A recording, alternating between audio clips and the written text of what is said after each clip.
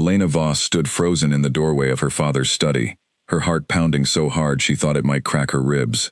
The candle on his desk flickered, throwing long shadows across the old wooden walls, and in that dim light she saw her father's face, pale and tight, with something she had never seen on him before. Fear.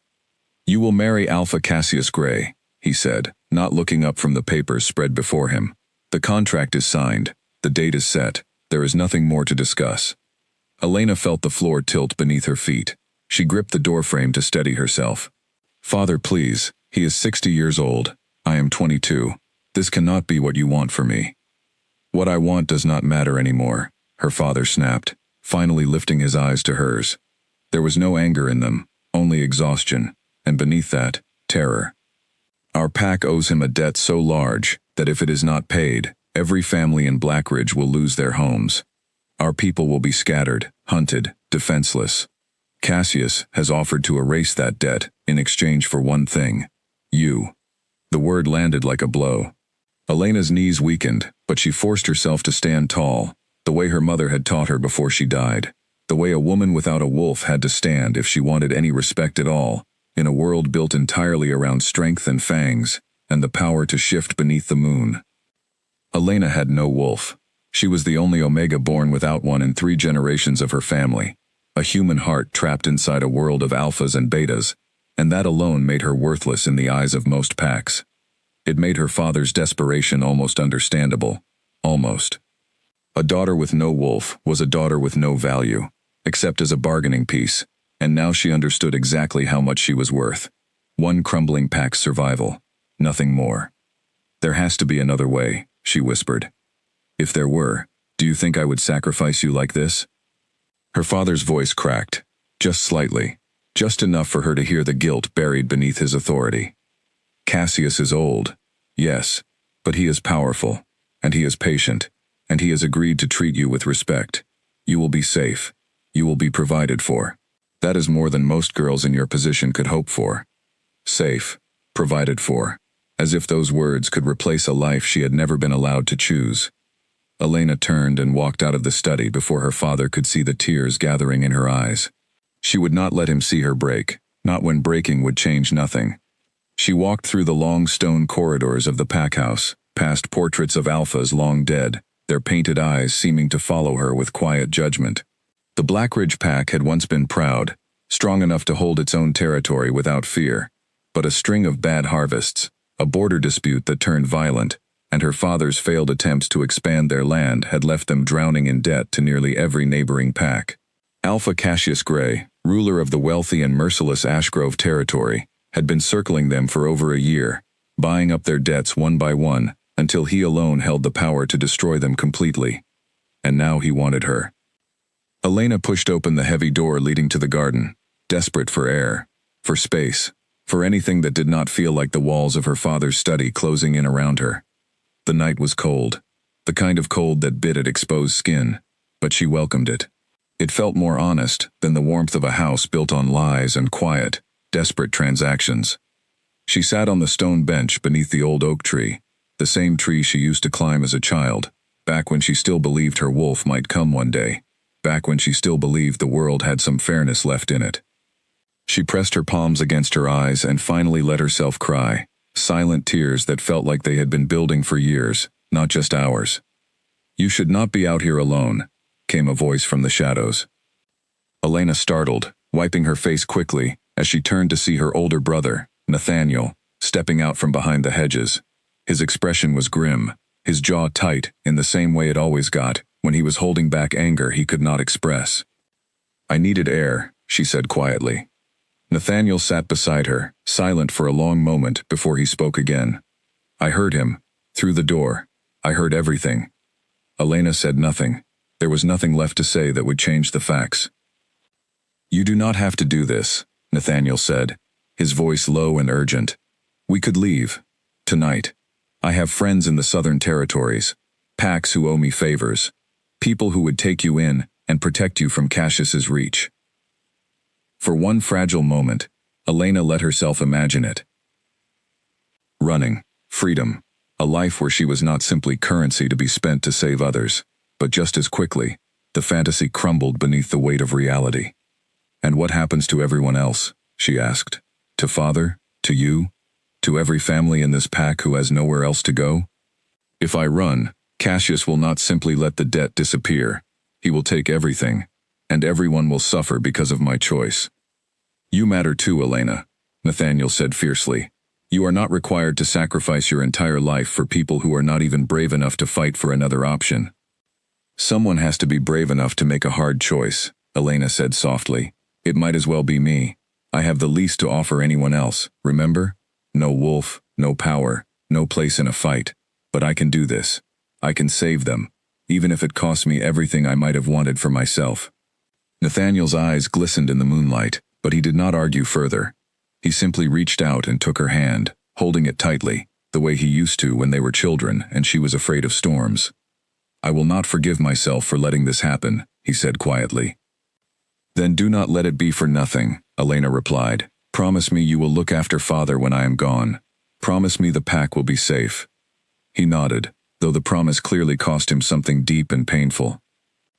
They sat together in silence for a long while, the cold wind rustling through the oak tree above them, until finally Nathaniel rose and offered his hand to help her stand.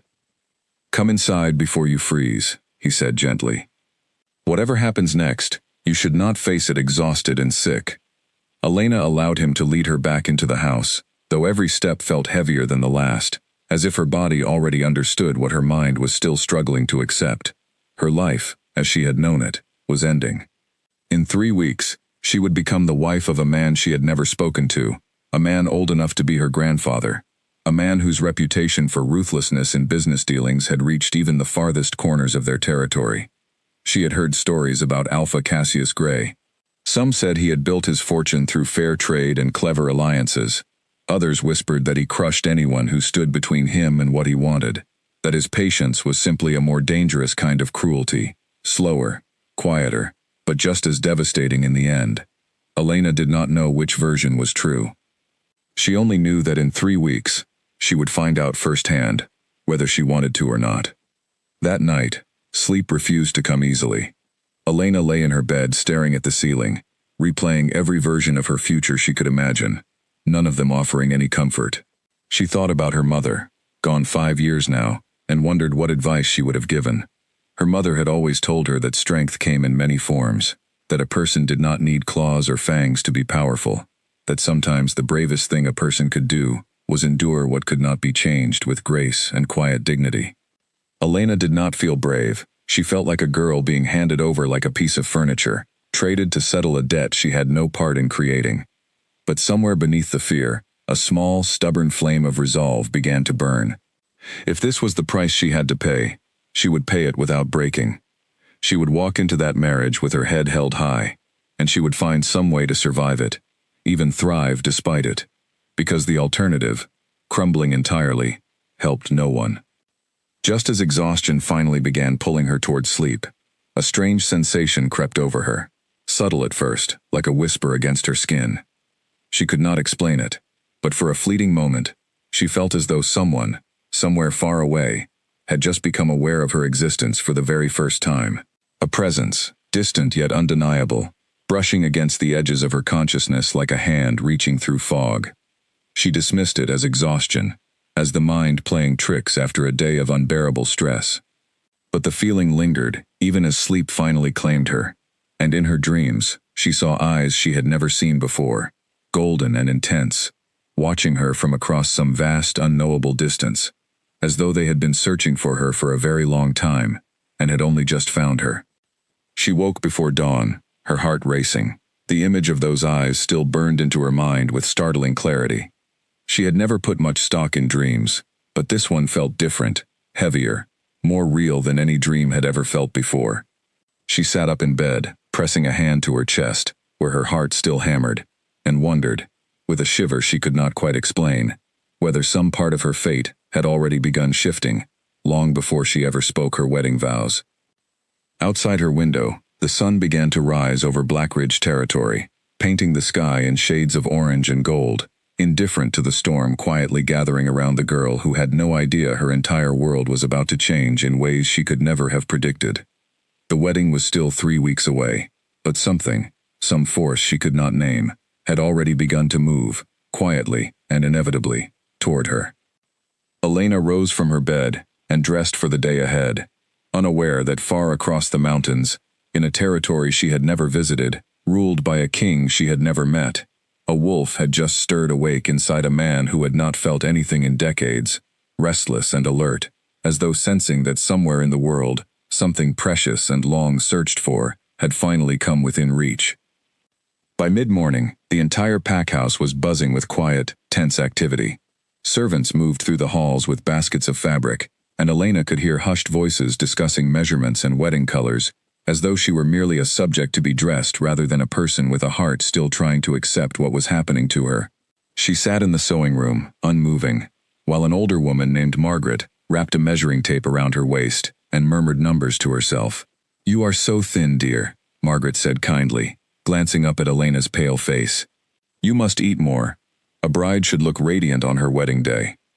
Elena forced a small smile, though it did not reach her eyes. "I will try." Margaret paused her work, studying Elena's face for a long moment. She had known Elena since she was a child, had sewn her first dress when she was barely old enough to walk, and something in her expression softened with understanding. "This is not the wedding you dreamed of, is it?" Elena said nothing, but her silence was answer enough. "I am sorry, child," Margaret said gently, returning to her measurements. "The world is not always fair to those who deserve fairness the most, but I have seen many brides walk into marriages they did not choose, and some of them found happiness they never expected. I will not promise you that will happen. But I will promise you this dress will be beautiful, and you will walk into that ceremony looking like the strong young woman you are, not like a girl being punished." The kindness in her words nearly broke through the careful composure Elena had been holding since the night before, but she swallowed the emotion down, nodding instead. "Thank you, Margaret." The fitting continued in silence after that, broken only by the occasional instruction, or the soft rustle of fabric. Elena stared at her reflection in the tall mirror across the room, hardly recognizing the girl staring back at her. She looked the same as she always had, dark hair falling in loose waves, hazel eyes that some people said reminded them of autumn leaves, a face that had once been full of curiosity and hope. But something in her expression had shifted overnight, a heaviness settling behind her eyes that had not been there before. When the fitting finally ended, Elena wandered outside toward the training grounds, where she often went to watch the pack warriors practice, not out of any desire to fight herself, but because the rhythm of their movements had always calmed her mind. Today, however, the training grounds were unusually crowded, and as she approached, she realized why. Word of her engagement had spread through the pack overnight, and now people were gathering in small clusters, whispering as she walked past. "Poor girl," she heard one woman murmur to another, "sold off like livestock to save the rest of us." "She agreed to it," another voice replied. "Some say she offered herself before her father even had to ask." Elena kept her chin lifted and her pace steady, refusing to let the whispers slow her steps, though each word landed like a small, sharp stone against her chest. She had known there would be talk. She had not expected how much it would hurt to hear herself discussed like an object, a topic of gossip rather than a person capable of pain. A hand suddenly caught her arm, gentle but firm, and Elena turned to find her childhood friend, Charlotte, standing beside her, with worry etched across her face. "Ignore them," Charlotte said quietly, pulling her away from the crowd, toward a quieter path along the edge of the training grounds. "They do not understand what you are doing for this pack. They only see the surface of things." "It does not matter what they understand," Elena said, though her voice wavered slightly. "In 3 weeks, I will be gone from here regardless of what anyone thinks." Charlotte's grip on her arm tightened. "Elena, please, tell me you are not simply accepting this without any fight left in you. You were always the one who refused to give up, even when things seemed impossible. This is not a problem I can solve by trying harder or refusing to quit. This is a debt that must be paid, and I am the only currency my father has left to offer." Charlotte's eyes filled with tears, though she blinked them back quickly, clearly trying to remain strong for her friend's sake. "Alpha Cassius has a terrible reputation, Elena. I have heard stories from traders who have done business with Ashgrove territory. They say he shows no mercy to anyone who crosses him. that he has buried more enemies than most alphas twice his age. I have heard the same stories, Elena admitted. But I have also heard that he keeps his word once it is given, and that those under his direct protection are treated fairly, even generously. I have to believe there is some truth in that, or I do not know how I will survive what is coming. They walked together in silence for a while, the tension between comfort and helplessness heavy in the air. Eventually, Charlotte spoke again, her voice softer this time. Whatever happens, I will not let you face this alone. I will visit you in Ashgrove territory, no matter how far it is, no matter what anyone says about it being inappropriate for an unmarried woman to travel that distance. Despite everything, Elena managed a small, genuine laugh. You have always been stubborn, and you have always needed someone stubborn enough to stand beside you, Charlotte replied, squeezing her hand. As the sun began to set that evening, casting long shadows across the packhouse grounds, Elena found herself once again standing beneath the old oak tree in the garden, the same spot where she had cried the night before. This time, however, she did not cry. She simply stood there, watching the colors of the sky shift and change, thinking about the strange dream that had visited her the previous night, those golden eyes that felt somehow more vivid than any dream had ever been. She could not explain why the memory of those eyes brought her an odd, inexplicable sense of comfort amid all the chaos surrounding her, but it did. As though some part of her, deep down, understood that her story was not as simple or as hopeless as it currently appeared. As though the universe itself was quietly rearranging pieces on a board she could not yet see, preparing for something neither she nor anyone else in Blackridge territory could have predicted. She had no way of knowing that nearly 200 miles away, in the grand stone halls of Ashgrove Castle, Alpha Cassius Gray was reviewing the final wedding preparations, with cold, calculating satisfaction, already treating her as a possession secured, rather than a person yet to be won. And she certainly had no way of knowing that even farther away, in the capital territory ruled by the Alpha King himself, a letter had just arrived, announcing an upcoming visit to Blackridge for the signing of a border treaty.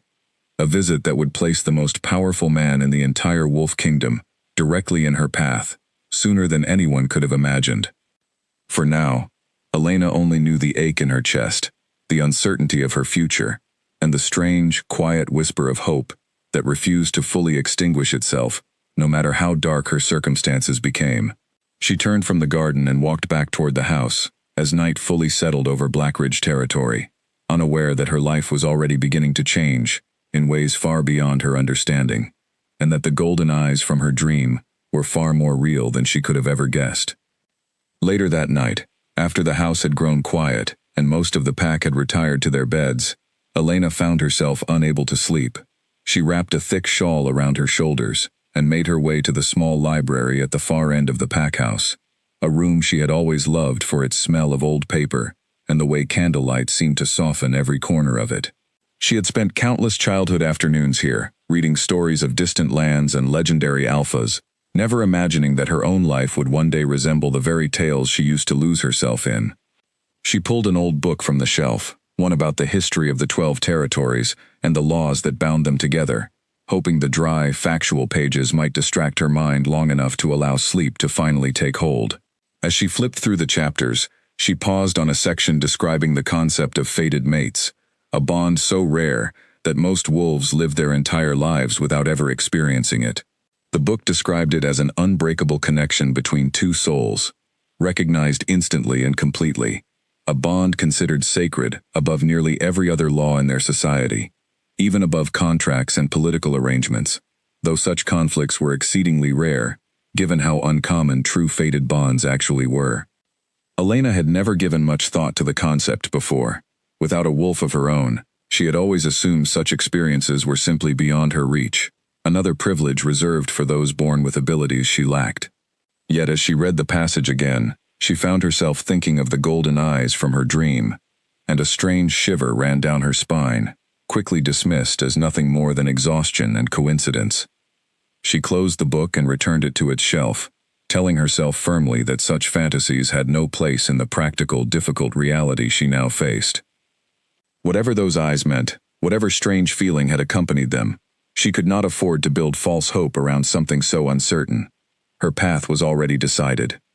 In less than 3 weeks, She would stand before Alpha Cassius Grey and become his wife, and no dream, however vivid, could change that truth.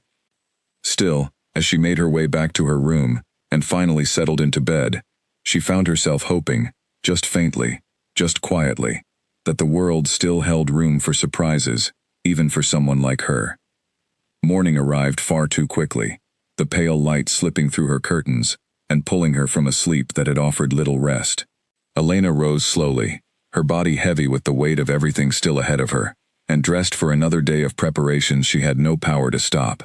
As she made her way down to the dining hall for breakfast, she overheard two of the household guards speaking in low, urgent voices near the entrance. The messenger arrived at dawn, one guard said. Straight from the capital. The Alpha King himself is coming to Blackridge within the week. Elena froze mid-step, her breath catching in her throat. For the border treaty signing, they say, the other guard replied. Strange timing, given everything else happening in this pack right now. Elena forced herself to continue walking, though her mind raced with questions she could not begin to answer. The Alpha King, ruler of all 12 territories, coming to Blackridge, mere days before her wedding to Alpha Cassius Grey. She told herself it meant nothing, that it was simply an unfortunate coincidence of timing, political business unrelated to her own small, insignificant life. But some quiet part of her, the same part that still remembered golden eyes glowing in the darkness of her dreams, refused to fully believe that explanation. As she entered the dining hall and took her seat at the table, Elena could not shake the feeling that the careful, painful path laid out before her was about to be disrupted in ways she could not yet imagine, and that whatever was coming would change everything she thought she understood about her future. The news of the Alpha King's arrival spread through Blackridge territory faster than any wildfire, and by the time Elena finished her breakfast, the entire pack house had transformed into a hive of frantic preparation. Servants scrubbed floors that were already spotless, guards polished armor that had not seen battle in years, and her father paced the length of his study with a nervous energy Elena had rarely witnessed in him before. This visit could not have come at a worse time, he muttered, more to himself than to Elena, who stood quietly near the doorway. A border treaty signing, right as your wedding preparations are underway. King Damian Ashford does not simply travel for minor matters. His presence here means something significant is at stake for the entire region. Elena said nothing, though the name settled strangely in her mind. Damian Ashford. She had heard stories of the Alpha King throughout her life, tales exaggerated by distance and time, painting him as a figure both feared and respected across all 12 territories. Some described him as a fair and just ruler who had brought decades of peace between packs that once warred constantly. Others whispered of his ruthlessness toward anyone foolish enough to challenge his authority. Elena had never expected to encounter him in person, let alone during the most turbulent week of her life. You will, of course, remain out of sight during his visit, her father continued, finally glancing her way. There is no reason for the Alpha King to concern himself with matters as trivial as household affairs or upcoming weddings. Focus on your preparations for Alpha Cassius. That is what matters now. Elena nodded obediently, though something about her father's dismissive tone stirred a quiet resentment in her chest. Trivial, as though her entire future being decided without her consent was simply background noise to the grand political dealings of powerful men. She spent the following days exactly as instructed, buried in wedding preparations that felt increasingly hollow with each passing hour. Dress fittings, etiquette lessons meant to prepare her for life among Ashgrove's more refined society. Endless discussions about ceremonial traditions she had no interest in learning. Elena moved through it all like a ghost, observing her own life from a slight distance, present in body but increasingly detached in spirit, as though some part of her had already begun preparing to survive the coming years by simply feeling less. On the third day, the Alpha King's arrival finally came. Elena stood at her bedroom window, watching from a safe distance as a procession of riders approached the packhouse grounds, their horses moving with disciplined precision, banners bearing the royal crest snapping crisply in the afternoon wind. At the front of the procession rode a figure who commanded attention even from that far away, tall and broad-shouldered, moving with the kind of effortless authority that made everyone around him instinctively straighten their posture. She could not make out his features clearly from such a distance, but something about the way he carried himself sent an unexpected shiver through her body. A strange, prickling awareness she could not immediately explain. She told herself it was simply the natural response to witnessing such raw, undeniable power in motion, nothing more significant than that. Elena was not present for the formal welcoming ceremony that followed, banished as she was to the quieter corners of the pack house, while her father and the senior pack members greeted their royal guest with appropriate ceremony. She spent the afternoon instead in the sewing room with Margaret, half listening as the older woman chattered about wedding details while her mind wandered restlessly elsewhere. It was not until the formal dinner that evening that Elena's carefully arranged isolation came to an unexpected end. As the only unmarried daughter of the pack's leading family, tradition demanded her presence at the dinner table, to help serve and attend to the honored guests, a duty she had performed countless times before without incident. Tonight, however, felt different from the moment she stepped into the grand dining hall, dressed in a simple but elegant gown Margaret had insisted she wear for the occasion. The hall buzzed with quiet conversation as pack elders and visiting dignitaries settled into their seats, the long table adorned with the finest dishes Blackridge could offer for such an important occasion. Elena moved carefully among the guests, filling glasses and offering trays of food with practiced grace, her eyes deliberately avoiding the head of the table where the Alpha King sat in quiet conversation with her father. She had almost made it through the entire meal without incident when she finally approached the head of the table to refill the king's glass, as protocol required. She kept her eyes lowered respectfully as she leaned forward with the pitcher of wine, focused entirely on completing the task, without drawing unnecessary attention to herself. The moment the wine began to pour, everything changed. A low, guttural sound erupted from the Alpha King's chest, something between a growl and a gasp, and Elena froze mid-pour, startled by the sudden intensity radiating from him. She looked up instinctively, and the moment her eyes met his, the entire world seemed to tilt sideways beneath her feet. His eyes were golden, the exact golden she had seen in her dream, burning with an intensity that stole the breath from her lungs entirely. Recognition, raw and undeniable, passed between them in that single suspended moment, and Elena watched in stunned disbelief as something powerful and uncontrollable rippled visibly beneath the king's skin, his hands gripping the edge of the table so tightly his knuckles turned white. "Your Majesty?" One of the pack elders asked cautiously, noticing the sudden tension radiating from their royal guest. Damien Ashford did not respond immediately. His entire body had gone rigid, his breathing shallow and controlled in the manner of someone fighting desperately against an instinct threatening to overwhelm him completely. Elena remained frozen in place, the wine pitcher still trembling slightly in her grip, unable to look away from those golden eyes that seemed to be seeing straight through every carefully constructed wall she had built around herself. "I require a moment," Damien finally said, his voice rough and strained, in a way that immediately silenced the entire table. He rose abruptly from his seat, the movement so sudden that several nearby chairs scraped loudly against the stone floor, and without further explanation, he strode from the dining hall, leaving behind a room full of stunned silence and confused whispers. Elena stood frozen, still holding the pitcher, her heart hammering against her ribs so violently she feared everyone in the room could hear it. Her father shot her a sharp, questioning look, silently demanding an explanation she could not possibly provide, because she understood the situation no better than anyone else present. "Continue serving," her father instructed quietly, though the tension in his voice betrayed his own confusion and concern. Elena obeyed automatically, moving through the rest of the meal in a daze, her mind replaying that single, electric moment of eye contact over and over, unable to process what had just occurred, or what it might mean for her already complicated future. The dinner concluded shortly afterward, with the Alpha King's absence explained away vaguely as sudden fatigue from his journey.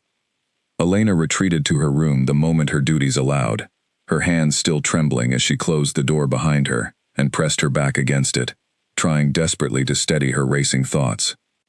Golden eyes, the exact eyes from her dream. She had told herself it was nothing, a trick of an exhausted mind, but now she could not deny the truth staring her directly in the face. Something had happened in that dining hall, something beyond ordinary explanation, something that had nearly brought the most powerful man in the entire Wolf Kingdom to his knees, in front of an entire room of witnesses. A soft knock interrupted her spiraling thoughts. Elena opened the door cautiously, to find Charlotte standing there, her expression a mixture of curiosity and concern. "The whole house is talking about what happened at dinner," Charlotte said, slipping inside and closing the door behind her. "They say the Alpha King nearly lost control right at the table. Some are saying he sensed a threat. Others think he received urgent news from the capital. What actually happened, Elena? You were standing right there." Elena hesitated, unsure how to explain something she barely understood herself. "I do not know," she said carefully, which was not entirely a lie, though it was far from the complete truth. He looked at me, and something changed in his expression. Then he left the room. Charlotte studied her closely, clearly sensing there was more to the story than Elena was willing to share. "You look pale, Elena. Are you certain you are all right?" "I am simply tired," Elena said, forcing a reassuring smile that felt brittle even to herself. "It has been an exhausting few days." Charlotte did not appear entirely convinced, but she let the matter drop, instead, settling onto the edge of Elena's bed and chattering gently about lighter topics, in an obvious attempt to ease the tension still hanging thick in the room. Elena appreciated the effort, even as her mind remained fixed entirely elsewhere, replaying those golden eyes again and again, wondering what they could possibly mean for a future that already felt impossibly complicated. Long after Charlotte finally said goodnight and left her alone, Elena lay awake staring at her ceiling, unable to quiet the storm of questions swirling through her mind. Somewhere else in the pack house, under the same roof, the most powerful man in the Wolf Kingdom was likely wrestling with the very same questions, and the thought of that shared, unexplainable connection sent a shiver through her entire body that had nothing to do with the cold night air seeping through her window. Whatever had happened at that dinner table, Elena understood with sudden, unshakable certainty that her life had just changed irreversibly, and that the careful, painful path she had accepted toward marrying Alpha Cassius Grey was about to become far more complicated than anyone in Blackridge territory could have possibly anticipated. Morning brought no relief from the tension that had settled over the pack house. Elena woke early, having barely slept, and made her way quietly toward the kitchens, hoping to avoid attention while her mind was still so unsettled. She had nearly reached the safety of the garden when a stern voice called her name from down the corridor. "Elena." Her father's tone carried an edge she rarely heard directed at her. He gestured sharply for her to follow him into a nearby sitting room, closing the door firmly once they were both inside. "What happened last night at dinner?" he demanded, his eyes searching her face with an intensity that made her want to look away. "The Alpha King has requested a private audience with you this afternoon." He gave no explanation, only that it was a matter of great importance. Elena's stomach dropped. "A private audience? With me?" "Do not act as though you do not understand why," her father said, though his tone suggested he himself did not fully understand either. "Something occurred between the two of you last night. I saw the way he looked at you before he left the hall. I need to know what that was, Elena, before you walk into that meeting unprepared." "I do not know what happened," Elena admitted honestly. "He looked at me, and his expression changed completely. I have never spoken a single word to him before last night. I promise you, Father, I am as confused as you are." Her father studied her for a long, tense moment, clearly weighing whether to believe her. Finally, he exhaled heavily, running a hand through his graying hair. "Whatever this meeting concerns, you will conduct yourself with the utmost respect and discretion. Do you understand? Your wedding to Alpha Cassius is already fragile enough, without complications from unexpected quarters." "I understand," Elena said quietly, though inwardly, her mind raced with 1,000 unanswered questions. The hours leading up to the scheduled meeting passed with agonizing slowness. Elena changed her outfit 3 times, uncertain what would be appropriate for a private audience with the most powerful man in the entire Wolf Kingdom, before finally settling on a simple, modest dress that Margaret had helped her select. She paced her room repeatedly, rehearsing possible explanations for whatever question the king might ask her, though nothing she imagined felt adequate, given the strange intensity of what had passed between them the night before. When the appointed hour finally arrived, a royal guard escorted her to a private study at the far end of the pack house, one usually reserved for important negotiations rather than casual conversation. Elena's heart pounded fiercely as the guard opened the door and gestured for her to enter, closing it firmly behind her once she stepped inside. Damien Ashford stood near the window, his back to her, broad shoulders tense beneath a finely tailored coat. He did not turn immediately, and for a long, uncomfortable moment, Elena simply stood near the doorway, unsure whether to speak first or wait for him to acknowledge her presence. Finally he turned, and once again, those golden eyes locked onto hers with an intensity that made her breath catch in her throat. Up close, she could see him more clearly than she had across the crowded dining hall. He appeared to be in his early 30s, with dark hair and features carved with the kind of strength and authority that came from years of command. But it was his eyes that held her attention entirely, warm and gold and impossibly familiar, exactly as they had appeared in her dream days before. "Thank you for agreeing to see me," he said, his voice steady now, though she could sense the careful control beneath it. "I was not aware I had a choice," Elena replied honestly, immediately wondering if such candor was appropriate when addressing a king. A faint, almost pained smile touched his lips. "No, I suppose that is a fair observation, given your circumstances." He gestured toward a chair near the fireplace. "Please, sit. What I need to discuss with you deserves more comfort than standing near a doorway."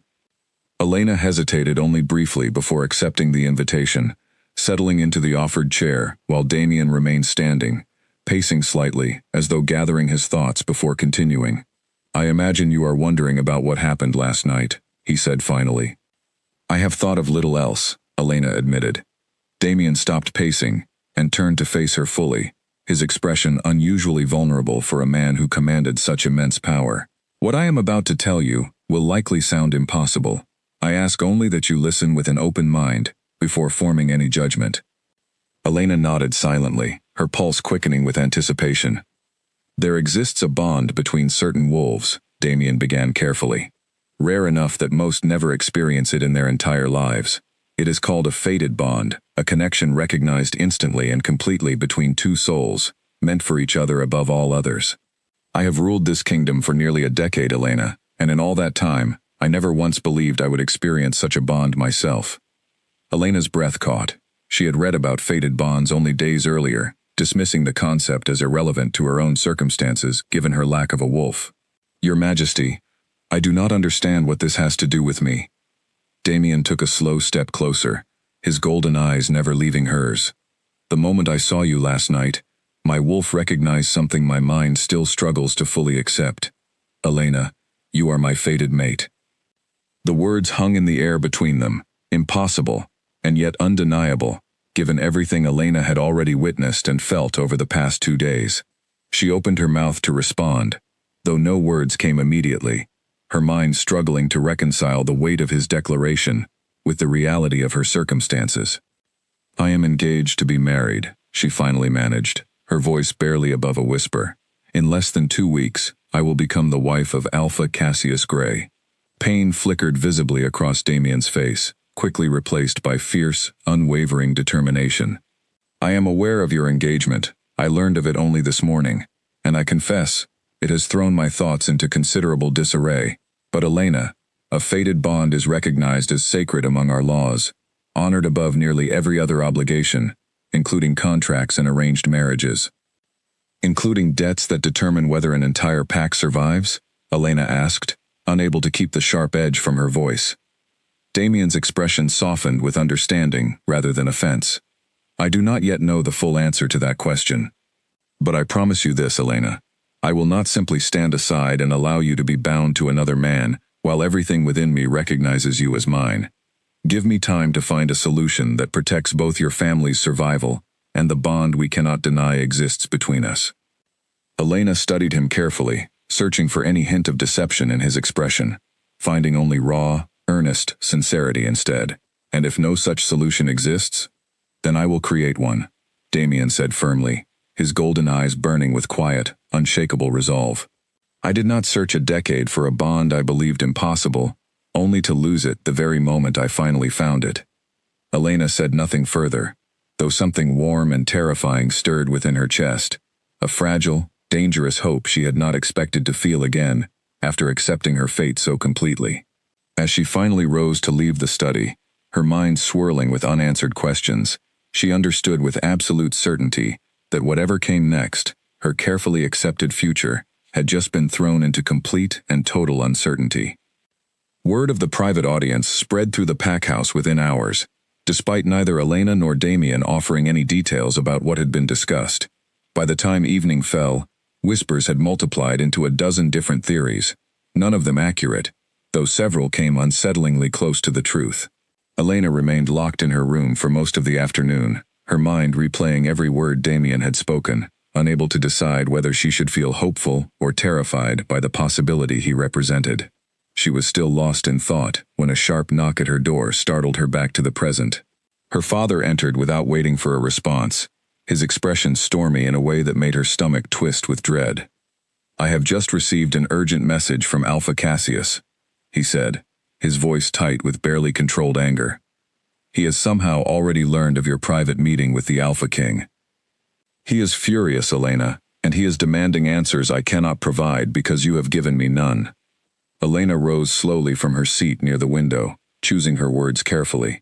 "Father, I promise you nothing improper occurred during that meeting."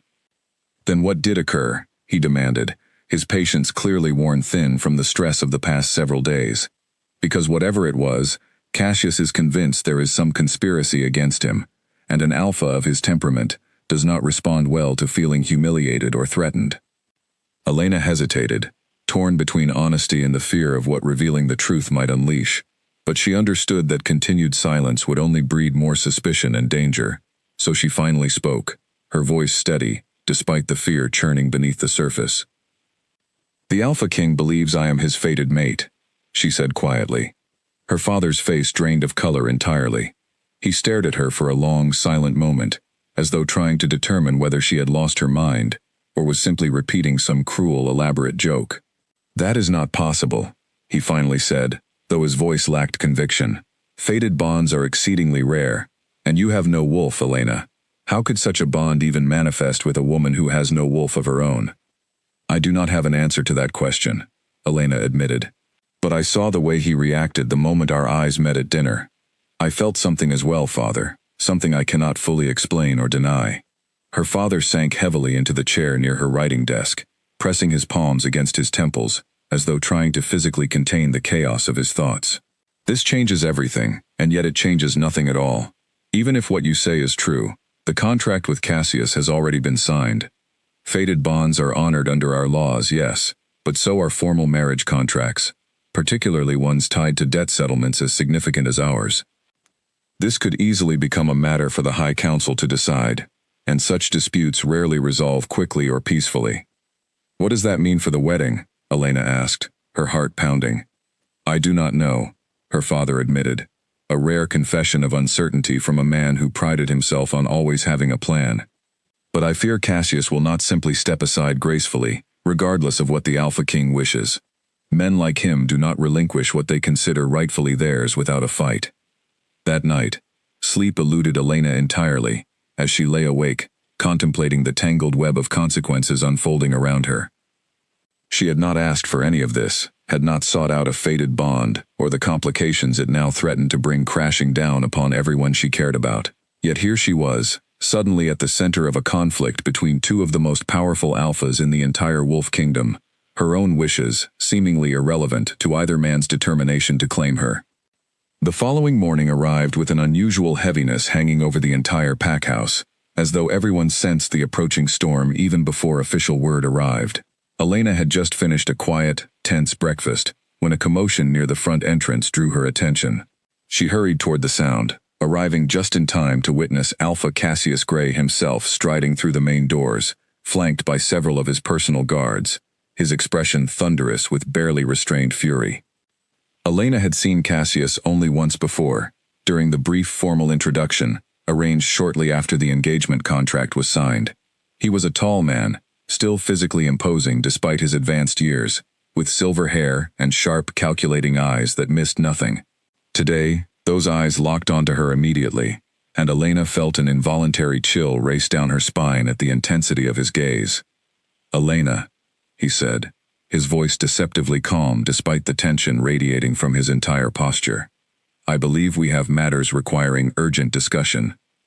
Her father appeared moments later, clearly having been alerted to Cassius's unexpected arrival, his expression carefully neutral despite the obvious tension crackling in the air. "Alpha Cassius, this visit is unexpected. Perhaps we should discuss whatever concerns you in private."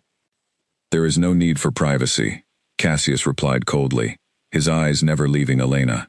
"I simply wish to hear directly from my betrothed whether the rumors reaching my territory hold any truth.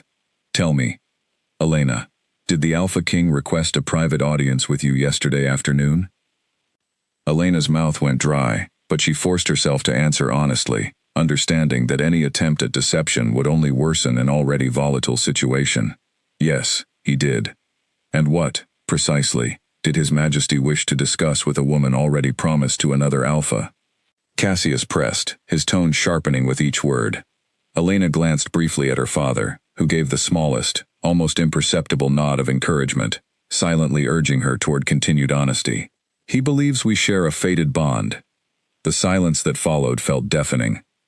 Cassius's expression remained frozen for several long seconds, his jaw tightening visibly as he processed the information.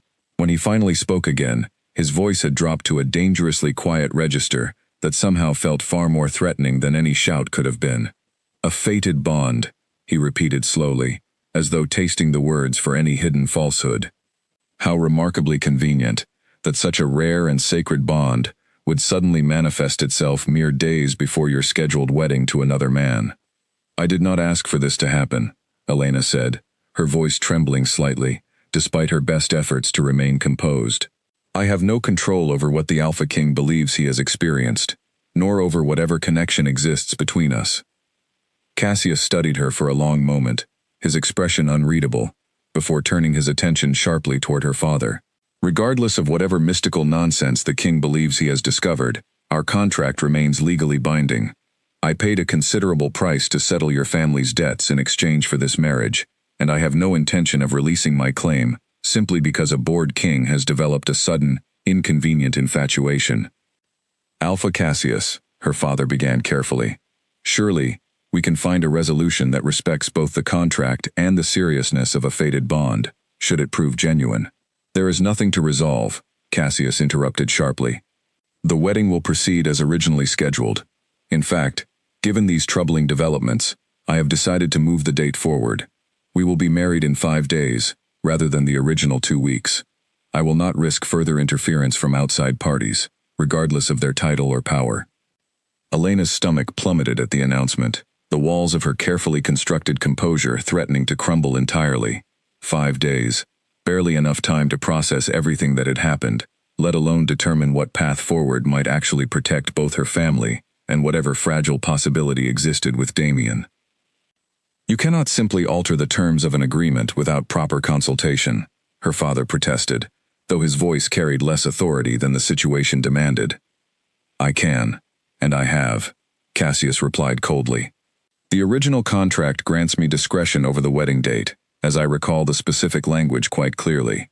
Unless you wish to void the entire agreement and return to owing me the full outstanding debt immediately, I suggest you accept this adjustment gracefully." Her father's shoulders sagged slightly, the threat landing exactly as intended. There was no realistic path to refusing Cassius's demand without triggering catastrophic consequences for the entire pack. "Very well," he said quietly, defeat evident in his tone. 5 days. Cassius's attention returned to Elena one final time, his expression softening slightly, though the underlying coldness never fully disappeared. "I understand this situation has become unexpectedly complicated for you, Elena. But I assure you, once we are properly married, this matter of fated bonds will become entirely irrelevant. Bonds unrealized before marriage carry no legal standing to dissolve a completed union under our laws. I suggest you accept your circumstances and prepare yourself accordingly." With that, he turned and departed as abruptly as he had arrived, his guards falling into step behind him, leaving Elena and her father standing in stunned, heavy silence within the entrance hall. 5 days, her father finally repeated, running a shaking hand through his hair. "Elena, I do not know how to navigate this situation any longer. Whatever bond you share with the Alpha King, Cassius clearly has no intention of relinquishing his claim willingly." Elena felt something shift within her chest, a stubborn resolve beginning to solidify beneath the fear and uncertainty still swirling through her thoughts. "Then someone needs to inform the Alpha King immediately about what has just happened. If there is any possibility of stopping this wedding through legitimate means, We have no time left to waste." Her father studied her for a long moment, something like reluctant respect flickering behind his exhausted eyes. "I will send word to him immediately," he said finally. "But Elena, understand that even royal intervention may not be enough to overturn a legally binding contract, particularly one already reinforced by the debt settlement terms. Do not allow yourself to hope for an outcome that may prove entirely impossible to achieve." Elena nodded, though privately she found herself unable to fully suppress the fragile, persistent hope that had taken root within her since her conversation with Damien.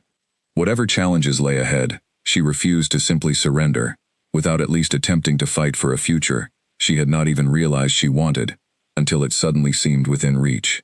As her father hurried off to draft an urgent message to the capital, Elena remained standing in the quiet entrance hall, staring at the door through which Alpha Cassius had just departed, understanding with sudden clarity that the next 5 days would determine the entire course of her future, one way or another.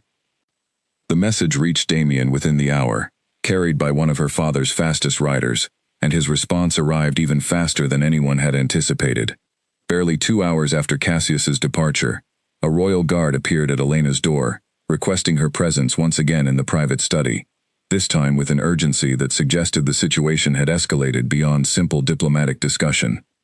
Elena found Damien pacing the length of the study when she entered, his expression a storm of barely controlled fury and frustration. He stopped the moment he saw her, his golden eyes searching her face, as though checking for any sign of harm. "Are you all right?" he asked immediately.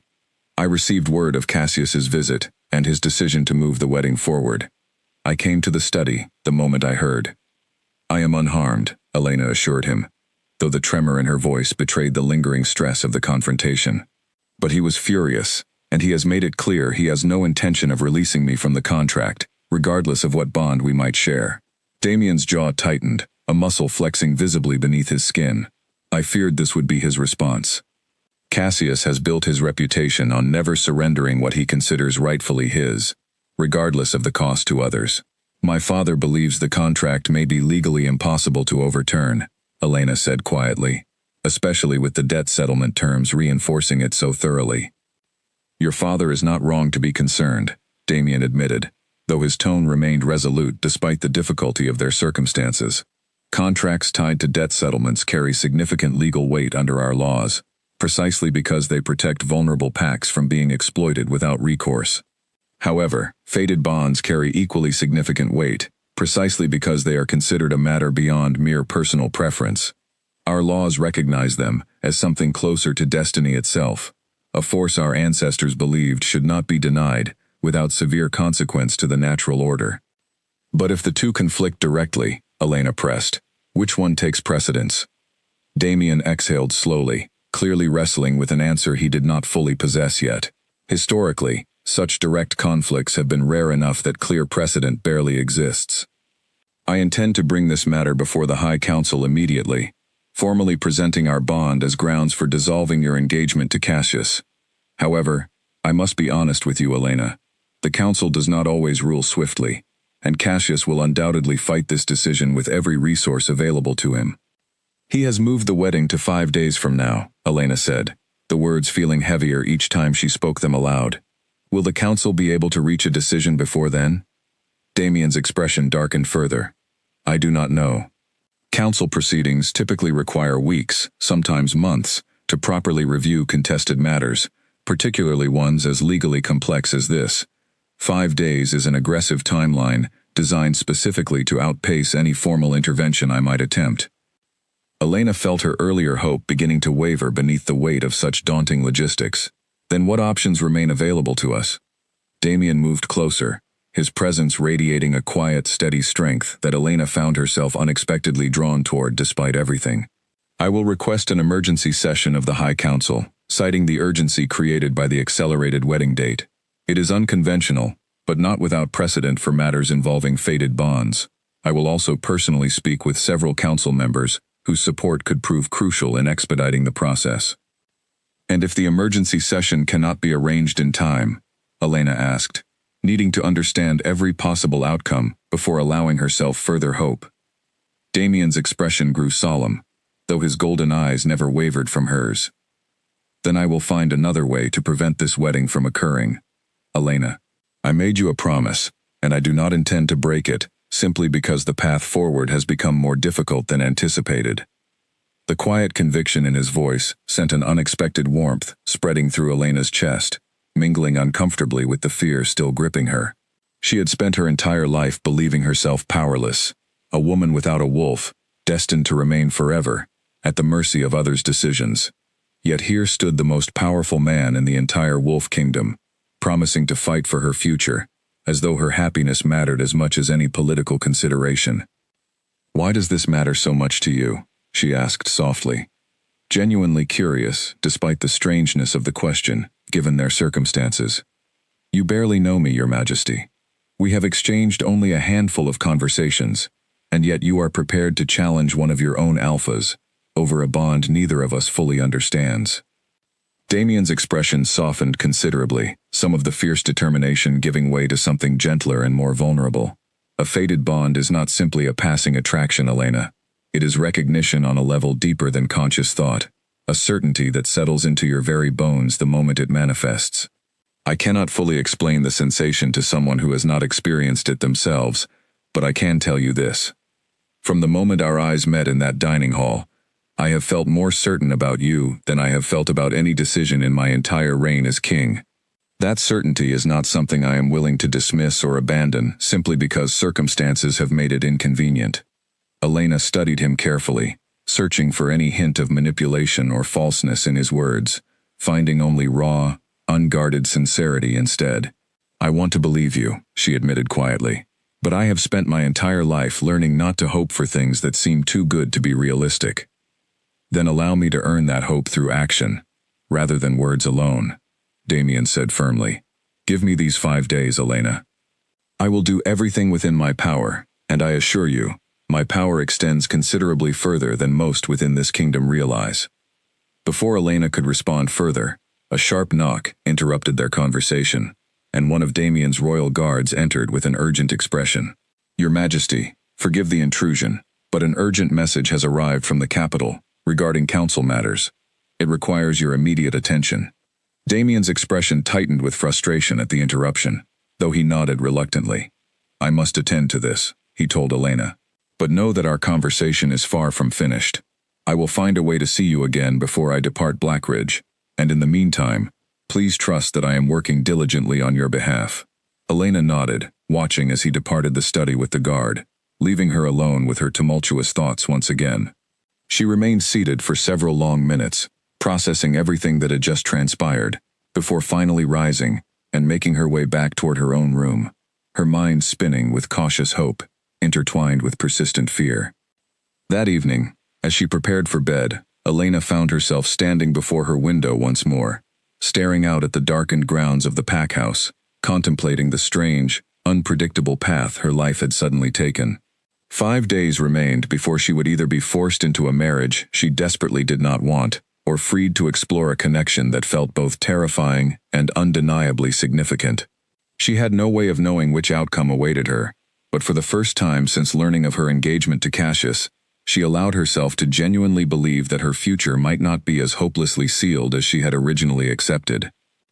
Somewhere across the pack house, in quarters temporarily assigned for his stay, Damien Ashford remained awake long into the night, drafting urgent correspondence to council members and allies alike, determined to move mountains if necessary, to protect the fragile, precious bond fate had finally granted him, after years of believing such a connection would never come. Neither of them slept easily that night, but for entirely different reasons than the fear and hopelessness that had defined Elena's recent days.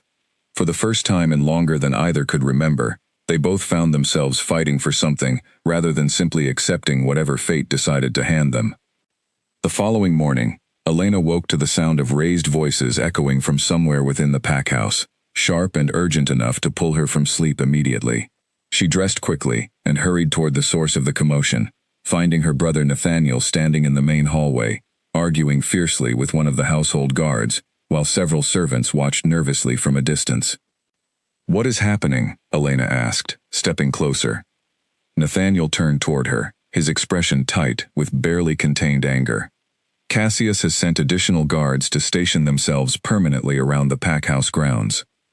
He claims it is for your protection during these final days before the wedding, but it is obvious he intends to prevent any further contact between you and the Alpha King. Elena's stomach twisted uncomfortably. He cannot simply station his own guards on our property without permission. He can, and he has, Nathaniel replied grimly. Father is currently attempting to negotiate the terms, but Cassius has made it clear these guards remain until the wedding, regardless of any objections we raise. Elena moved toward the nearest window, peering out to see unfamiliar guards positioned at various points around the grounds, their presence a clear and deliberate message. Cassius was not simply protecting his claim on her. He was actively working to isolate her from any possibility of intervention, tightening his control with each passing hour. This is exactly the kind of desperate maneuvering I feared, Nathaniel muttered, running a frustrated hand through his hair. He knows the Alpha King is pursuing legal channels to challenge the contract, so he is attempting to control the situation through intimidation instead. Has Father managed to send word to Damien about this? Elena asked, using the king's given name without fully realizing it, until the words had already left her mouth. Nathaniel raised an eyebrow slightly at her familiarity, but did not comment on it directly. He is attempting to now, though I imagine Cassius's guards will make that considerably more difficult moving forward. Elena felt a fresh wave of frustration and helplessness wash over her, the fragile hope she had allowed herself the previous evening, suddenly feeling far more precarious, given this new complication. She spent the remainder of the morning watching from various windows throughout the packhouse, tracking the movements of Cassius's guards as they systematically secured every entrance and exit point, effectively transforming her childhood home into something uncomfortably close to a prison. By midday, her father finally managed to steal a private moment with her in his study, his expression grim as he closed the door firmly behind them. I have managed to send a message to the Alpha King, through one of our more discreet contacts, he said quietly. But I must warn you, Elena, Cassius's guards are watching everyone closely now. We must proceed with extreme caution, moving forward. Did the message reach him? Elena asked anxiously. I received confirmation it was delivered successfully, her father replied. Beyond that, I have no way of knowing what response, if any, he intends to send back, given the current circumstances. The waiting that followed proved almost unbearable. Elena spent the following day moving through her required wedding preparations with hollow, mechanical motions, her mind constantly drifting toward wondering whether Damien had received her father's message, whether he had made any progress with the High Council, whether the fragile connection they shared would prove strong enough to overcome the mounting obstacles being thrown deliberately in their path. It was not until the evening of the second day that any word finally arrived, delivered unexpectedly through Margaret, who approached Elena during a dress fitting with a carefully folded note tucked discreetly into her sewing basket. A traveling merchant delivered this earlier today, Margaret whispered, glancing cautiously toward the door to ensure they remained unobserved. He said it came from a friend who wished you well on your upcoming wedding, though something about his manner suggested there was more to the message than simple pleasantries. Elena's heart raced as she carefully unfolded the small piece of parchment, recognizing immediately the elegant, confident handwriting. The note was brief but carried enormous weight. Damien had written that he had successfully petitioned for an emergency session of the High Council, scheduled to convene in 3 days' time, precisely 2 days before Cassius's rescheduled wedding date. He assured her that several influential council members had expressed sympathy toward their situation, though he cautioned that the outcome remained far from guaranteed. He closed the note with a simple request that she remain strong and trust that he was doing everything within his power to secure a favorable resolution. Elena read the note twice more, before carefully folding it and tucking it into the hidden pocket sewn into the lining of her dress, a place Margaret had discreetly created specifically for such purposes, without ever explicitly acknowledging why such secrecy might become necessary. Thank you, Elena whispered, meeting Margaret's understanding gaze. Whatever is happening, child, Margaret said quietly, resuming her sewing work as though nothing unusual had occurred. I hope it brings you the outcome you truly deserve, rather than the one circumstances have tried to force upon you. The following 2 days passed in a similar pattern of tense waiting, punctuated by small, carefully smuggled updates. Elena learned through subsequent notes that the emergency council session had indeed been confirmed, though Cassius had somehow learned of the proceedings and dispatched his own representatives to argue vigorously in favor of upholding the original marriage contract. The battle, it seemed, would be fought as much through legal maneuvering and political influence as through any romantic notion of fate or destiny.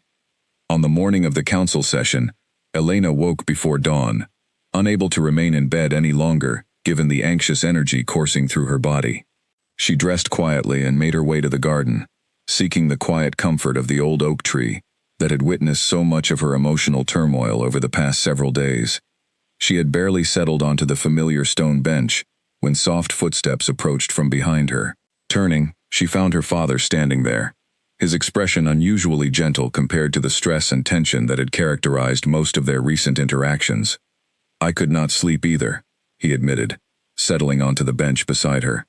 "Today's council session will determine much of what comes next for both of us. Do you think they will rule in our favor?" Elena asked quietly. Her father was silent for a long moment, considering his answer carefully. "I do not know, Elena. I have learned enough about council proceedings over the years to understand that outcomes rarely depend purely on merit or fairness. Political considerations, alliances, and favors owed often carry equal or greater weight in such decisions." "That seems like an unfair way to decide something so important," Elena said, unable to keep the frustration from her voice. "The world rarely operates according to fairness," her father replied with weary honesty. "I learned that lesson long before circumstances forced me to make the difficult choices regarding your engagement. I am sorry, Elena, for the position my decisions have placed you in. I want you to know that, regardless of how today's council session concludes." Elena studied her father's face, seeing genuine remorse etched into his tired features, for perhaps the first time since this entire ordeal began. "I understand why you made the choice you did," she said softly. "I do not blame you for wanting to protect our pack, even if the cost fell primarily upon me." Her father reached over and took her hand gently, a rare display of open affection between them. "Whatever happens today, know that I am proud of the strength and grace you have shown throughout this entire difficult situation. Not many people, wolf or otherwise, could have handled these circumstances with the composure you have managed to maintain." They sat together in comfortable silence as the sun began rising over the horizon, painting the sky in soft shades of pink and gold, both of them acutely aware that this quiet, peaceful moment might represent the calm before a storm that would determine the entire course of Elena's future. As midday approached, word finally arrived at the pack house regarding the outcome of the emergency council session, delivered by one of the royal messengers who had ridden hard to bring the news as quickly as possible. Elena and her father received the messenger together in the study, both of them holding their breath as the young man caught his breath before delivering his report. "The council has reviewed the matter extensively," the messenger began, "and after considerable debate, they have determined that the situation requires further formal investigation before any final ruling can be issued. Given the significant legal weight carried by both the debt settlement contract and the claimed fated bond, the council has ordered a formal trial to be convened, allowing both parties to present complete evidence and testimony before a final decision is rendered." Elena's heart sank at the news, having hoped for a swifter, more decisive resolution. "A trial? How long will such proceedings take to conclude?" "The council has expedited the timeline, given the urgency of the situation," the messenger explained. "The trial has been scheduled to begin in 4 days' time, with proceedings expected to conclude within a single day, given the relatively limited scope of the dispute." 4 days, her father repeated, quickly calculating the implications. That falls precisely 1 day before Cassius's scheduled wedding date. "His Majesty specifically requested this timeline," the messenger confirmed. "Understanding the urgency created by the accelerated wedding arrangements, he asked me to convey his continued commitment to resolving this matter before any irreversible actions occur." After the messenger departed, Elena sat in stunned silence, processing the mixture of relief and renewed anxiety the news had brought. A formal trial meant her fate would ultimately be decided by presented evidence and legal argument, rather than the private, quiet promises exchanged between herself and Damien. It also meant Cassius would have ample opportunity to present his own case aggressively, likely employing every resource and connection available to him in defense of a contract he had no intention of relinquishing. What does a formal trial typically involve? Elena asked her father, seeking whatever clarity she could gain before facing such an unfamiliar and intimidating process. Both parties will present evidence and arguments before the full High Council, her father explained. Witnesses may be called to testify regarding relevant circumstances. In this case, I imagine both you and the Alpha King will be required to testify personally regarding the nature of your bond, while Cassius will likely present arguments emphasizing the legal validity and importance of the original marriage contract. The thought of testifying personally before the entire High Council sent a fresh wave of anxiety coursing through Elena's body. She had never spoken before any formal gathering of importance, let alone one tasked with determining the entire course of her future. What if I am unable to adequately explain something as difficult to describe as a fated bond? She asked nervously. You will not be alone in that endeavor, her father assured her.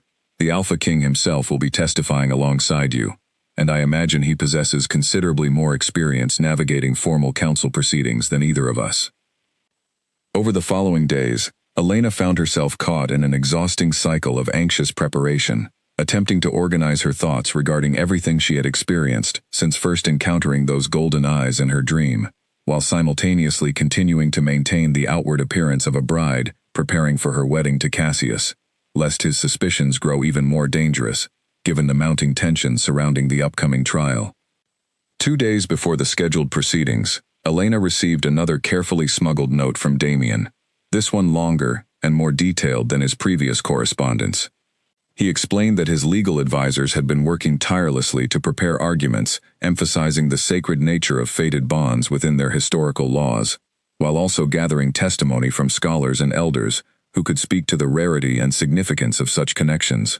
He warned her, however, that Cassius had assembled an equally formidable legal team, and that the outcome remained genuinely uncertain despite their best efforts. He also included a personal note near the end of the letter that Elena found herself returning to repeatedly over the following hours.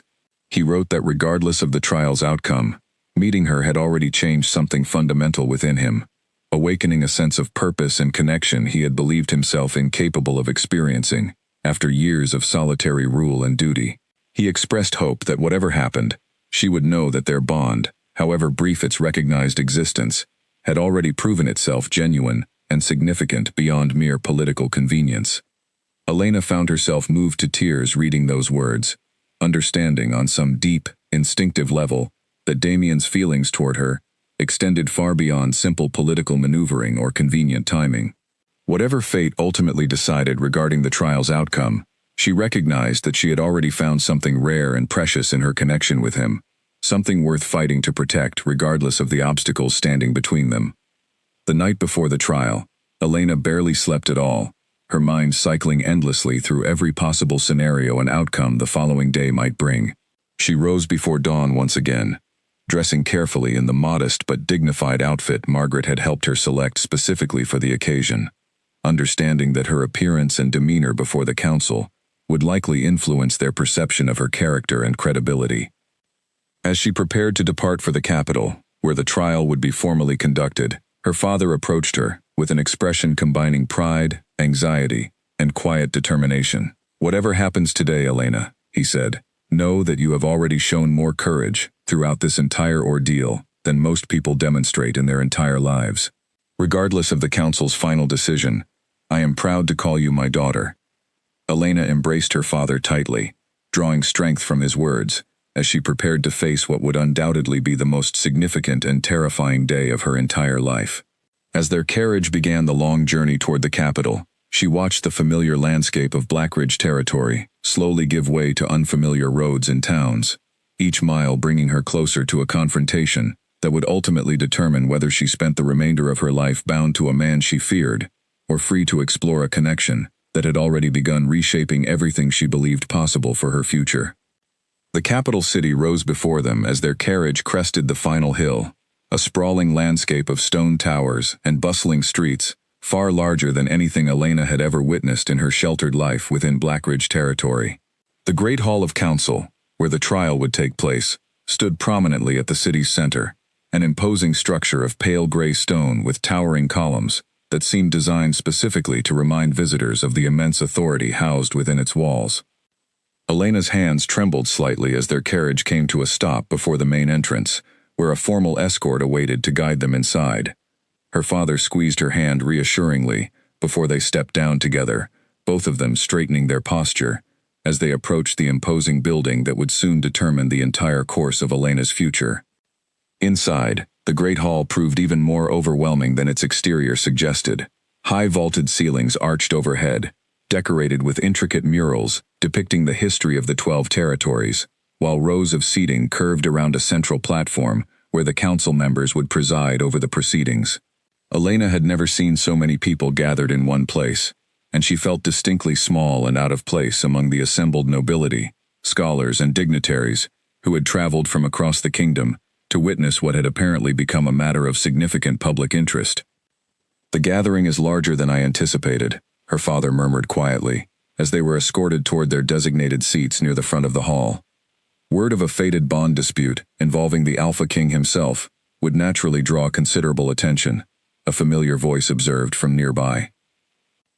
Elena turned to find Damien approaching, dressed in formal royal attire that emphasized his authority even more than his usual bearing already suggested. Despite the seriousness of the occasion, something in his expression softened noticeably as his eyes met hers. "You look well, considering the circumstances," he said quietly, his tone carrying warmth, despite the careful formality required by their public setting. "I am nervous beyond words," Elena admitted honestly. "That is entirely understandable," Damien replied. "But know that my legal advisors have prepared thoroughly, and I will be testifying alongside you throughout these proceedings. You will not face this alone." Before further conversation could continue, a loud horn sounded from the front of the hall, signaling the imminent arrival of the presiding council members. Elena and Damien quickly took their respective positions as 12 elderly figures, representing the various territories of the kingdom, filed solemnly onto the central platform, taking their seats behind a long, ornately carved table. The eldest among them, a silver-haired woman with sharp, penetrating eyes, rose to address the assembled crowd. "This emergency session of the High Council has been convened to address an unprecedented dispute regarding a claimed fated bond in direct conflict with an existing, legally binding marriage contract. Given the significance of both parties involved and the urgency created by an accelerated wedding timeline, this council has agreed to expedite proceedings while still ensuring thorough and fair consideration of all evidence presented." Elena's attention shifted toward the opposite side of the hall as Alpha Cassius Gray entered, flanked by an entourage of legal advisors and witnesses, his expression cold and confident as he took his seat. His eyes met Elena's briefly across the crowded hall, and the calculated satisfaction reflected in his gaze sent an uncomfortable shiver through her entire body. "We shall begin with testimony from the Alpha King," the presiding council member announced, gesturing for Damien to approach the central platform. Damien rose and moved forward with confident, measured steps, addressing the council with the practiced authority of a man accustomed to commanding respect. "Honored council members, I stand before you today not merely as your king, but as a man who has discovered, after nearly a decade believing such a connection impossible, a genuine fated bond with a woman currently promised to another. I understand the gravity of what I am asking this council to consider, but I believe our laws exist precisely to protect connections as rare and significant as this one." He proceeded to describe, in careful and measured detail, the moment he had first encountered Elena, the overwhelming physical and instinctive recognition his wolf had experienced, and the subsequent conversations that had only strengthened his certainty regarding the authenticity of their bond. Several council members leaned forward attentively as he spoke, clearly moved by the sincerity evident in his testimony. When Damien concluded his statement, Cassius's lead legal advisor rose immediately, a sharp-featured man with a reputation for ruthless cross-examination. "Your Majesty, while your testimony is certainly compelling, might I inquire how the council is meant to verify the authenticity of this claimed bond, given that such connections are notoriously difficult to prove through anything beyond personal testimony?" Damien's expression remained composed despite the challenging question. "Fated bonds have historically been verified through documented physiological responses witnessed by credible observers. In this instance, my reaction upon first encountering Elena was witnessed by numerous individuals present at the formal dinner in Blackridge, including several respected members of that pack's leadership." Convenient timing indeed, the advisor pressed, that such a dramatic reaction occurred mere days before a wedding you apparently found objectionable, for reasons entirely unrelated to any bond. I object to the implication, Damien replied firmly, his controlled anger evident beneath his measured tone. I had no prior knowledge of Elena's existence before that dinner, nor any reason to fabricate such a significant claim for purely political purposes. I would ask the council to consider the considerable personal and political risk I have undertaken by pursuing this matter, rather than assuming deception without any credible evidence supporting such an accusation. The council members exchanged quiet glances, several of them nodding slightly at the reasonable logic of Damien's response. The presiding council member finally spoke again. We shall now hear testimony from Elena Voss regarding her own experience of this claimed bond. Elena's heart pounded fiercely as she rose and approached the central platform, acutely aware of the hundreds of eyes now focused entirely upon her. She had never addressed such a large and important gathering before, and the weight of the moment threatened to overwhelm her carefully maintained composure. Please share your account of the events in question, the presiding council member instructed gently, apparently sensing Elena's evident nervousness. Elena took a steadying breath before beginning, her voice trembling only slightly as she found her footing. I want to begin by acknowledging that I was born without a wolf, a circumstance that has shaped much of how I have understood my place within our society. I never expected to experience anything resembling a fated bond, believing such connections reserved exclusively for those with wolves of their own. Several council members appeared visibly surprised by this admission, exchanging curious glances among themselves. The night before I first met King Damien, Elena continued, I experienced a vivid dream, featuring eyes I had never seen before, golden and unfamiliar, yet somehow deeply significant.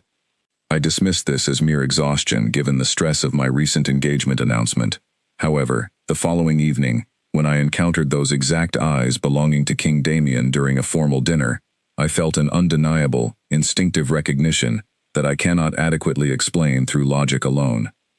A dream is hardly conclusive evidence, Cassius's advisor interjected sharply. I am not claiming it as conclusive evidence on its own, Elena replied, finding unexpected strength in her voice as she continued. I am simply describing my genuine experience as accurately as possible. Beyond the dream, I experienced physical sensations during our subsequent private conversations that I have never felt before in my entire life, a sense of certainty and connection that defies simple explanation. Perhaps such sensations arise from the natural excitement of receiving attention from a king, rather than any mystical bond, the advisor suggested, his tone dripping with barely veiled skepticism. Elena felt anger flare within her chest at the dismissive implication, and she allowed that righteous frustration to steady, rather than shake her resolve. With respect, I have spent my entire life being told my experiences and feelings matter less than others because I lack a wolf. I understand skepticism given the unusual timing of these events, but I would ask this council to consider that perhaps my lack of a wolf does not disqualify me from experiencing a genuine bond, but rather represents an unprecedented circumstance this council has simply never encountered before. A murmur rippled through the assembled crowd at her bold response, and Elena noticed several council members studying her with renewed interest and consideration. The presiding council member allowed a small, approving smile to touch her lips before addressing the hall once more. We shall take a brief recess before proceeding with additional testimony, she announced. This council recognizes the unprecedented nature of these circumstances and requires time to properly consider the implications of what has been presented thus far. As the council members rose and departed toward a private chamber, Elena felt a wave of exhaustion wash over her, the accumulated stress of testifying before such an intimidating audience finally catching up with her. Damien approached quickly, his expression filled with pride and concern in equal measure. You spoke with remarkable courage, he said quietly, careful to maintain appropriate distance given their public setting. I do not believe the council anticipated such compelling testimony from you directly. I do not know if it will be enough, Elena admitted, glancing nervously toward Cassius, who watched their interaction from across the hall with narrowed, calculating eyes.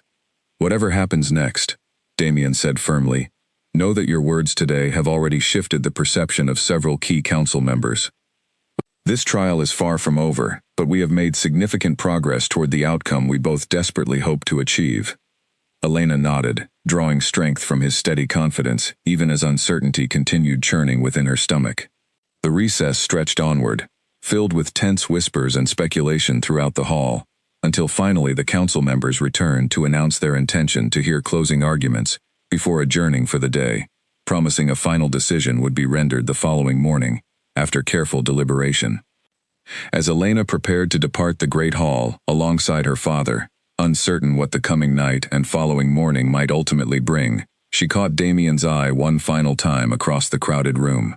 The quiet, unwavering determination reflected in his gaze offered her a small but genuine measure of comfort as she stepped back out into the cool evening air, understanding that regardless of tomorrow's outcome, she had finally found the courage to fight for the future she truly wanted, rather than simply accepting whatever fate circumstances tried to force upon her. That night, Elena stayed at a modest inn near the Great Hall alongside her father, unable to find any real rest despite her overwhelming exhaustion. She sat by the window of her small room, watching the lights of the capital city flicker in the darkness, her mind replaying every moment of the day's testimony, wondering whether she had said enough, whether the council had truly understood the depth of what she and Damien shared. A soft knock interrupted her thoughts sometime past midnight. She opened the door cautiously to find one of the royal guards standing there, a folded note extended toward her. "His Majesty asked that this be delivered to you before tomorrow's proceedings," the guard explained quietly, before departing without further comment.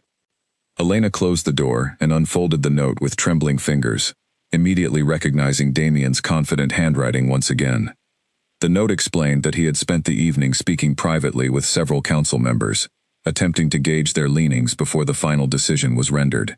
He believed the testimony had made a meaningful impact, particularly Elena's own words regarding her unprecedented circumstances as someone without a wolf who had nonetheless experienced a genuine bond.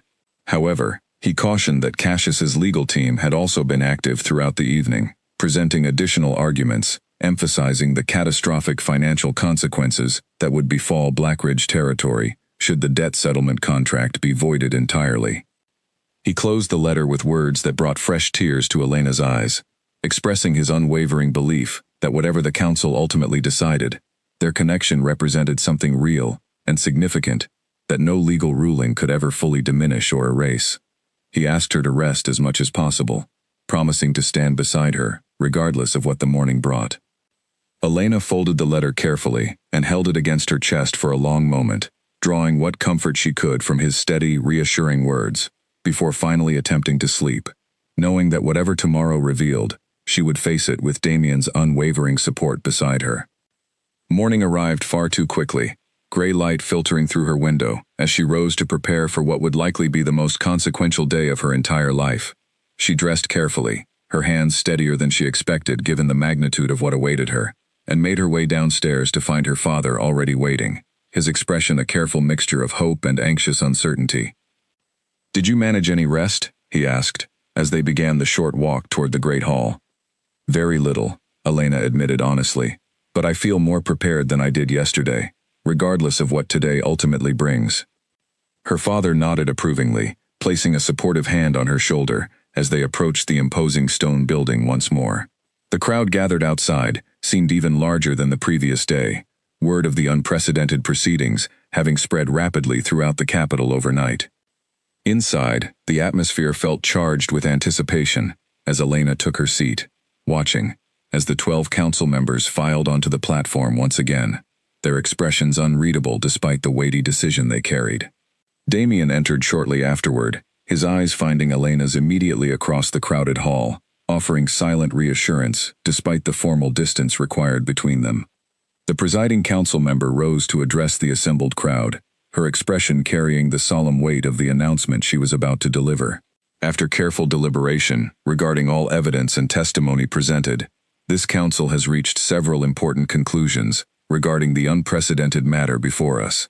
The entire hall fell utterly silent, every person present holding their breath in anticipation of what would come next.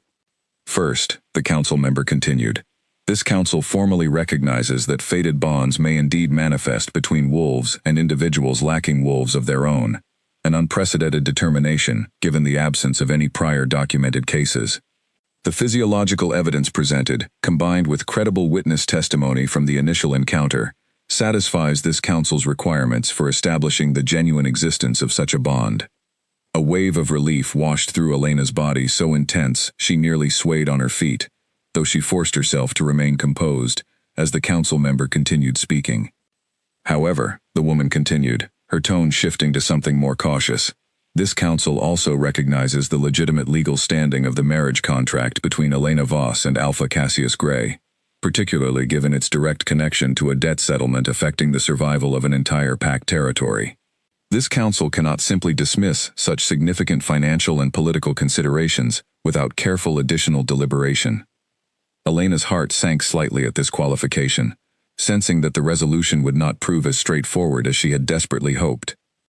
Therefore, the presiding council member announced, "This council has determined that a formal challenge must be issued to properly resolve this conflict between competing legitimate claims. Per ancient tradition, rarely invoked in modern times, when two legitimate claims of equal legal standing exist over the same individual, the matter may be settled through ritual combat between the two claiming parties, with the outcome serving as final and binding resolution, recognized by all territories."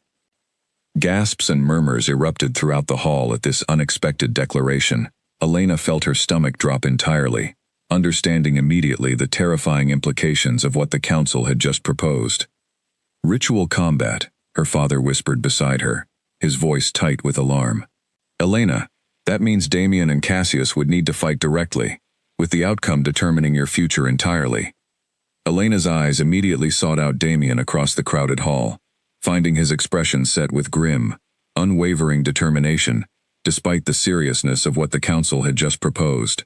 Across the room, Cassius wore a cold, calculating smile, clearly confident in his own combat abilities, despite his advanced age, likely drawing upon decades of accumulated strength and battle experience that Damien's relative youth could not necessarily match.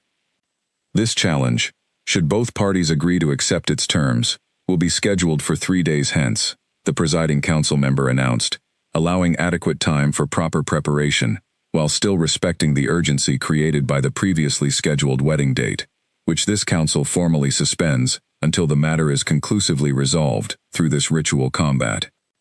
The hall erupted into a cacophony of whispered speculation and excited commentary as the council concluded their announcement, leaving Elena standing frozen amid the chaos, understanding with dawning horror that her future would now be decided not through careful legal argument or genuine understanding of her own wishes, but through a brutal, dangerous contest of physical strength between two men, one of whom she had grown to genuinely care for, and one of whom she feared with every fiber of her being.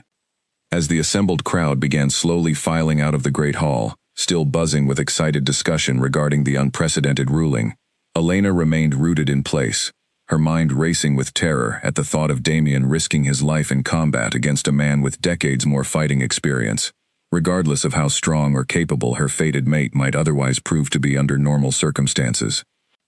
Damien made his way through the dispersing crowd toward her, his expression softening the moment he reached her side, though the weight of what lay ahead remained evident in the tension around his eyes. "Elena," he said quietly, "I know this is not the resolution either of us hoped for." "You could be killed," Elena said, her voice barely above a whisper, the terror she had been holding back finally breaking through her composed exterior. "Cassius has decades of combat experience. This is not a fair contest." "I have trained as a warrior since childhood, Elena," Damien replied gently, though she could see he understood and respected the depth of her fear. "I have led armies and fought in genuine battles, not merely ceremonial duels. I do not underestimate Cassius's experience, but I do not believe myself as vulnerable as you fear. I cannot lose you before I have even had the chance to truly know you," Elena said, tears finally spilling down her cheeks despite her efforts to remain strong in such a public setting. Damien's expression filled with tenderness he made no effort to hide, regardless of the many eyes still lingering nearby. "You will not lose me, Elena. I promise you. I have fought for less important reasons throughout my life, and emerged victorious each time. I will not fail now, not when everything I have ever wanted finally stands within my reach." Her father approached quietly, allowing them a brief moment of privacy despite the public setting. "We should return to our lodgings," he said gently. "There will be time to discuss the coming days, once we have all had opportunity to process this unexpected development."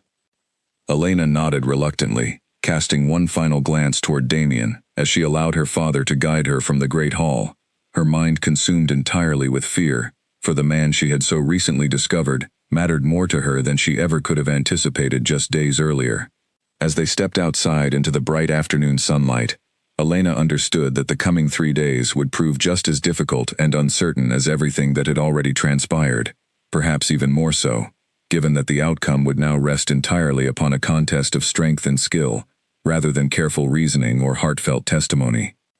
News of the impending ritual combat spread through both Blackridge and Ashgrove territories within hours, transforming what had already been a matter of considerable gossip into something approaching a kingdom-wide spectacle. Elena found herself increasingly overwhelmed by the attention, unable to walk through even the quietest corridors of the packhouse without encountering curious glances or hushed whispers speculating about the outcome of the upcoming confrontation. Nathaniel found her on the second morning following their return from the capital, sitting alone in the garden beneath the old oak tree, her expression distant and troubled as she stared at nothing in particular. "You have barely eaten since we returned," he observed, settling beside her on the familiar stone bench. "Elena, worrying yourself into illness will not change the outcome of what is coming." "I cannot help it," she admitted quietly. "Every time I close my eyes, I imagine Cassius striking Damien down, and I feel utterly powerless to prevent it." Nathaniel studied her expression carefully, something calculating flickering behind his concerned gaze. "Perhaps there is more we can do than simply wait helplessly for the outcome of this combat." Elena turned to look at him more directly. "What do you mean?" "I have been making inquiries," Nathaniel said carefully, lowering his voice despite their apparent privacy. "Something about this entire situation has never sat right with me, Elena. The timing of your father's debt, the specific terms Cassius offered for settlement, the way he seemed to already have you specifically in mind as payment before any formal negotiations even began. It all feels too calculated, too deliberate, to have occurred purely by chance." Elena felt a chill race through her body at his words. "What are you suggesting?" "I am suggesting that perhaps our family's debt to Cassius did not accumulate through simple misfortune, as we have always assumed," Nathaniel replied grimly. "I have reached out to several contacts within Ashgrove territory, individuals who have conducted business dealings with Cassius over the years. What I have learned thus far is troubling enough that I believe it warrants further investigation before the combat takes place." "What have you learned?" Elena asked urgently. Nathaniel glanced around cautiously before continuing, clearly wary of being overheard given the sensitive nature of what he was about to share. "Several of the trade deals that contributed most significantly to our debt appear to have been deliberately structured to fail, with intermediary parties connected to Cassius involved in each transaction. It is possible, Elena, that our family's financial troubles were engineered specifically to place us in a position where offering you as payment would seem like our only viable option." Elena's mind raced as she processed the implications of what her brother was suggesting. Why would Cassius go to such lengths simply to secure a marriage? Surely there are women throughout the 12 territories who would willingly accept his proposal without requiring such elaborate manipulation. "I do not yet know his full motivation," Nathaniel admitted, "but I intend to continue investigating before the combat occurs. If we can prove Cassius engineered this entire situation through deliberate manipulation, it may provide additional grounds for the council to reconsider the legitimacy of his claim entirely, regardless of the outcome of any ritual combat." Elena felt a fragile spark of hope reignite within her chest, though she remained cautious given how many disappointments she had already endured throughout this ordeal. "Please be careful, Nathaniel. If Cassius discovers you are investigating him, there is no telling how he might retaliate, particularly given how much is already at stake for him." "I will exercise appropriate caution," Nathaniel assured her, "but I refuse to simply sit idle while our entire family's future hangs in the balance, based purely on a contest of physical strength. There must be more we can do to ensure justice prevails in this situation." Meanwhile, in Ashgrove territory, Damien had begun intensive preparation for the upcoming combat, spending long hours training alongside his most trusted guards and combat advisors. Though he maintained an outward appearance of calm confidence whenever Elena's messages reached him, privately, he understood the genuine danger Cassius represented, an alpha who had survived countless political and physical conflicts throughout his considerably longer lifetime. Cassius favors defensive fighting, one of his combat advisors explained during a training session, watching critically as Damien practiced various offensive maneuvers. He allows opponents to exhaust themselves through aggressive attacks before capitalizing on their fatigue with precise, calculated counterstrikes. You must resist the temptation to overwhelm him with pure aggression, Your Majesty, or you risk falling directly into his preferred strategy. Damien absorbed the advice carefully, understanding the wisdom behind such caution despite his natural inclination toward decisive, powerful action. He had faced numerous opponents throughout his years, defending the kingdom's borders and settling disputes between rival packs. But he recognized that Cassius represented a uniquely dangerous challenge, one that would require patience and strategic thinking rather than simple brute strength. That evening, as he reviewed reports regarding Cassius's known combat history with his senior advisors, a messenger arrived bearing an urgent letter from Nathaniel, whom Damien had come to trust as a valuable ally throughout the recent turmoil. The letter detailed the troubling suspicions regarding Cassius's potential manipulation of Elena's family debt, urging Damien to consider whether such evidence, if properly verified, might provide additional leverage regardless of the combat's ultimate outcome. Damien read the letter twice, his expression darkening with each passing line. If Nathaniel's suspicions proved accurate, it would mean Cassius had orchestrated an elaborate, calculated scheme purely to secure Elena as his bride, suggesting motivations far more troubling than simple attraction or desire for a young wife. He immediately dispatched several of his most trusted investigators to assist Nathaniel's efforts, understanding that uncovering the full truth might prove just as important as the outcome of the physical combat itself. As the days counted down toward the scheduled confrontation, both Elena and Damien found themselves caught between hope and dread, each working diligently through their respective efforts to secure a future together, while simultaneously preparing for the very real possibility that fate might not favor their desired outcome, despite their best intentions and preparations. On the evening before the final day of preparation, Damien requested and received permission for a brief, chaperoned visit to Blackridge territory, citing the need to discuss combat logistics directly with Elena's family. The true purpose of his visit, however, became clear the moment he found a private moment to speak with Elena alone in the Packhouse library, the same quiet room where she had once read about fated bonds with such skeptical uncertainty. "I could not face tomorrow's final preparations without seeing you once more," Damien admitted quietly, standing close enough that Elena could feel the warmth radiating from him, despite the careful distance propriety demanded between them. "I have been terrified every moment since the council's ruling," Elena confessed, her voice trembling slightly. "I keep imagining every possible way this could go wrong." Damien reached out, gently taking her hand in his, the simple contact sending a jolt of warmth through her entire body. "I understand your fear, Elena, but I need you to understand something equally important. Whatever happens tomorrow, meeting you has already given my life a purpose and meaning I had genuinely believed impossible to find. I do not say this to frighten you further, but rather to ensure you understand the depth of what you already mean to me, regardless of tomorrow's outcome." Tears gathered in Elena's eyes as she studied his face, memorizing every detail as though trying to hold on to this precious, uncertain moment for as long as possible. "I have never allowed myself to hope for anything as deeply as I hope for you, Damien. Promise me, you will fight with everything you have tomorrow, not simply for the sake of winning, but because you deserve a future filled with genuine happiness, rather than mere duty and obligation." "I promise," Damien said firmly, his golden eyes burning with quiet, unwavering determination.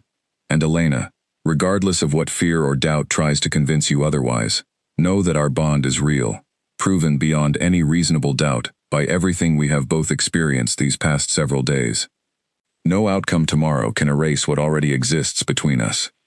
They remained together for a while longer, speaking quietly of smaller, gentler topics unrelated to the looming combat, savoring the rare, peaceful moment amid so much accumulated stress and uncertainty.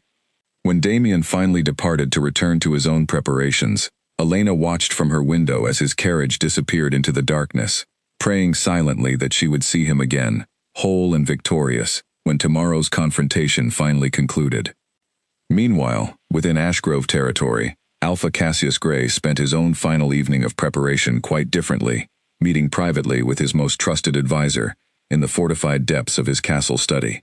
The advisor, a thin, calculating man named Edmund who had served Cassius loyally for over 2 decades, listened carefully as his Alpha outlined final contingency plans should the combat not proceed entirely according to expectation. "The Council's ruling has created certain complications," Cassius said coldly, pacing the length of his study with barely contained frustration. "I did not anticipate the Alpha King's willingness to risk his life so directly for a woman he has known for less than a week. Perhaps his conviction regarding the bond is genuine," Edmund suggested carefully. Cassius's expression twisted with contempt. "Genuine or not, it is irrelevant to my plans. I have invested considerable resources, ensuring this arrangement proceeds according to my design. I do not intend to allow sentimental notions of fate to interfere with objectives I have pursued for years."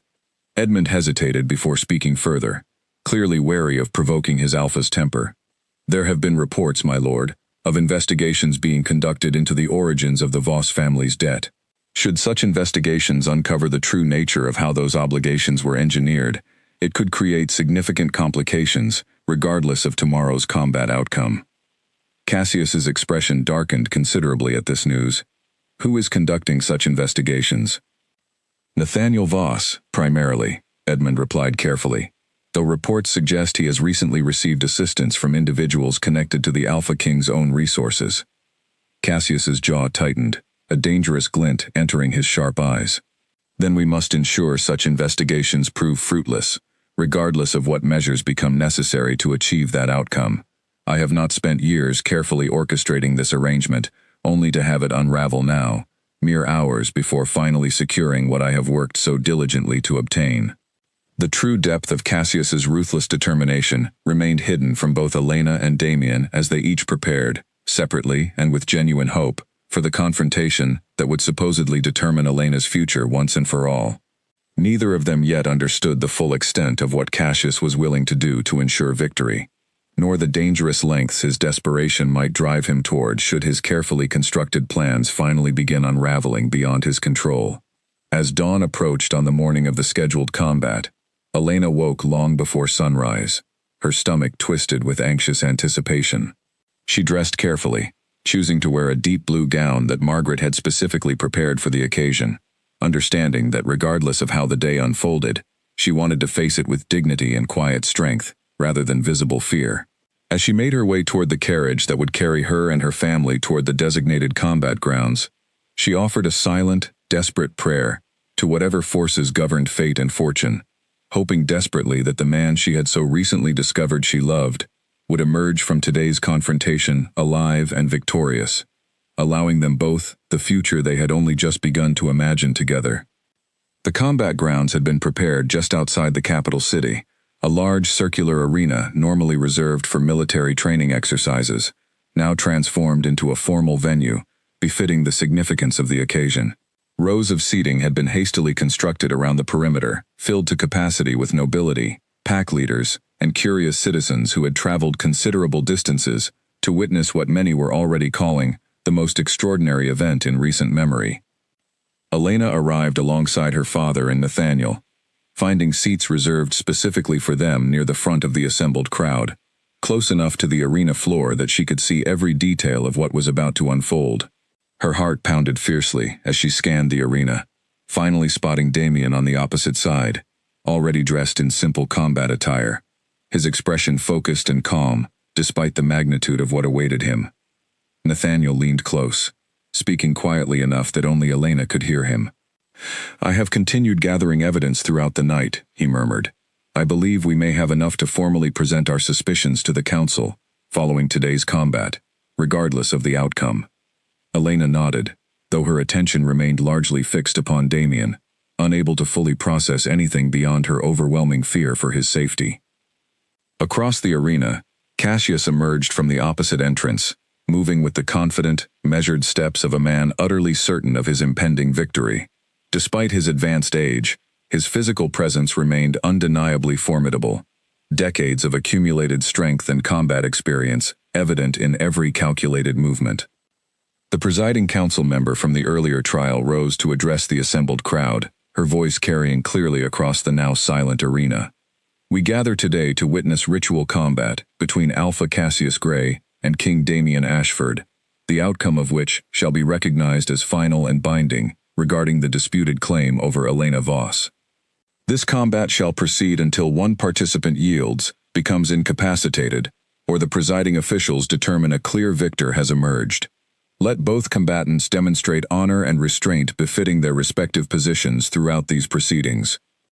Elena's breath caught painfully in her chest as both men moved toward the center of the arena, facing each other with expressions carrying vastly different emotions. Damian's face reflected steady, controlled determination, while Cassius wore an expression of cold, calculating confidence that sent uncomfortable chills racing down Elena's spine.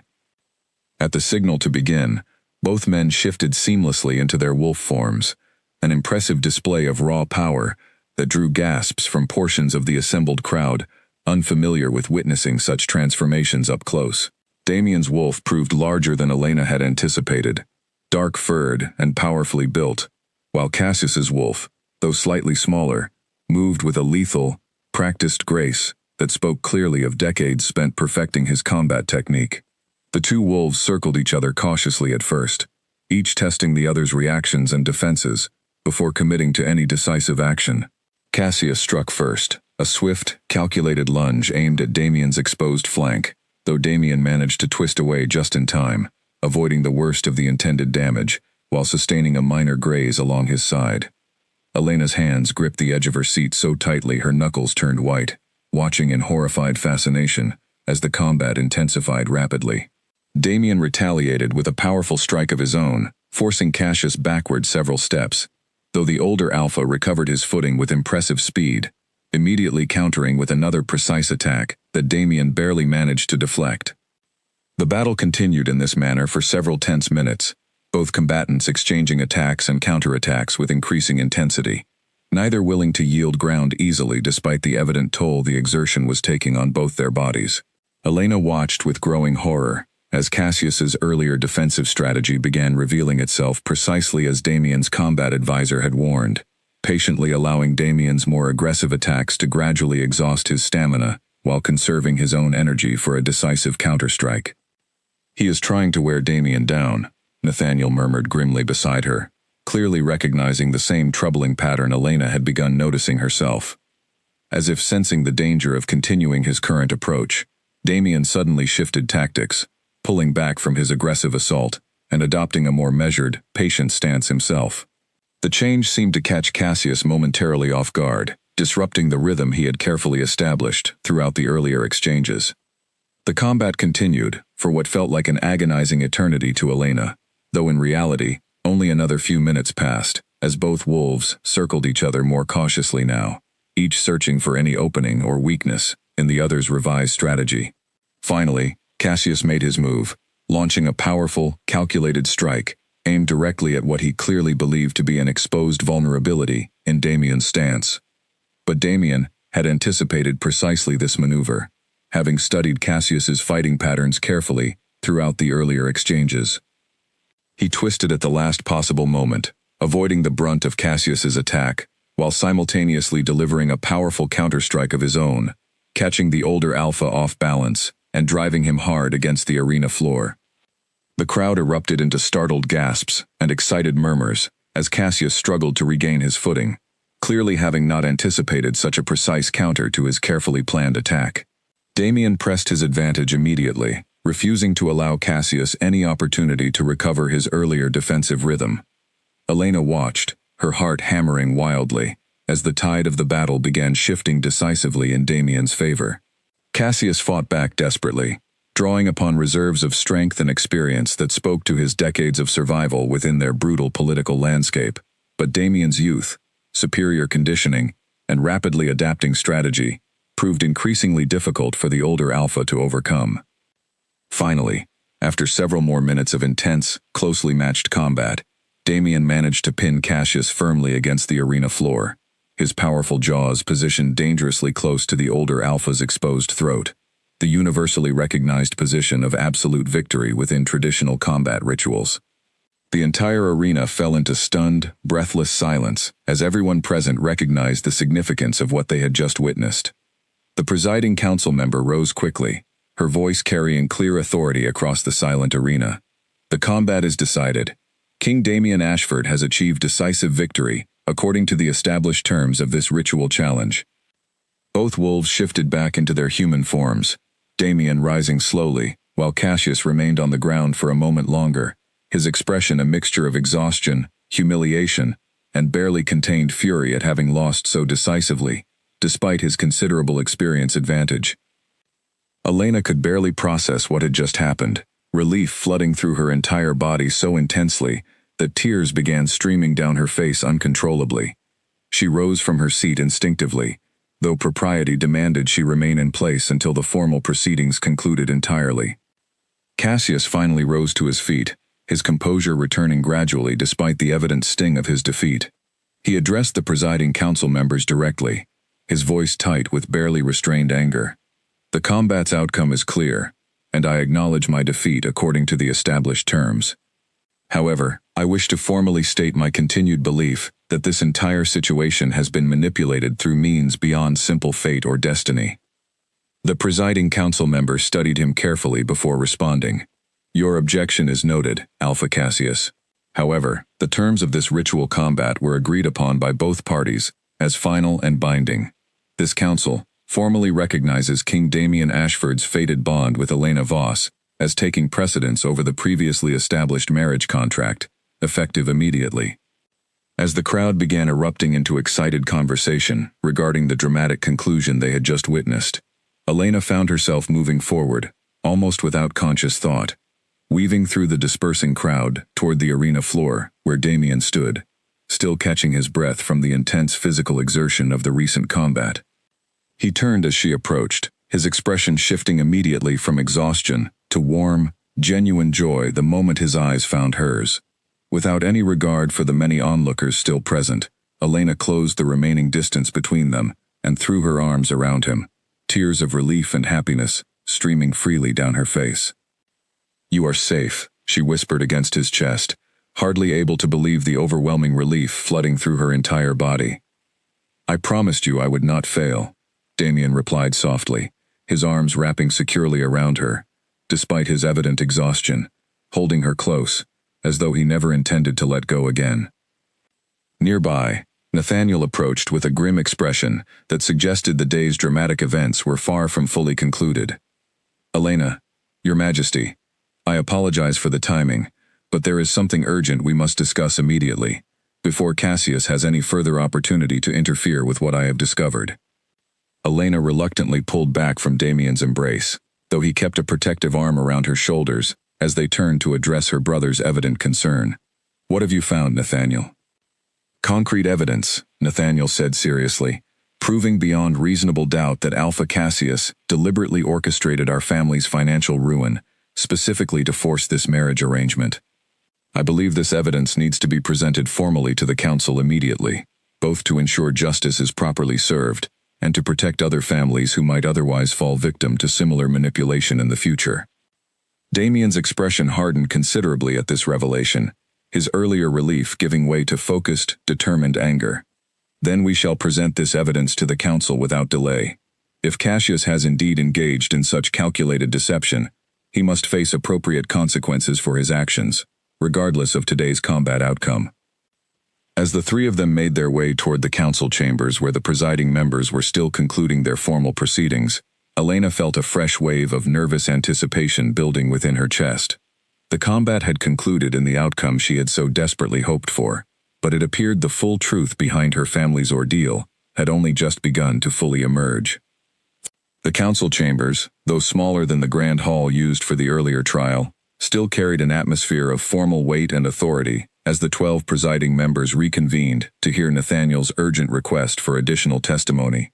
Cassius arrived shortly after them, his expression carefully composed despite the obvious tension radiating from his posture, clearly aware that whatever evidence Nathaniel intended to present could prove considerably more damaging than a simple lost combat.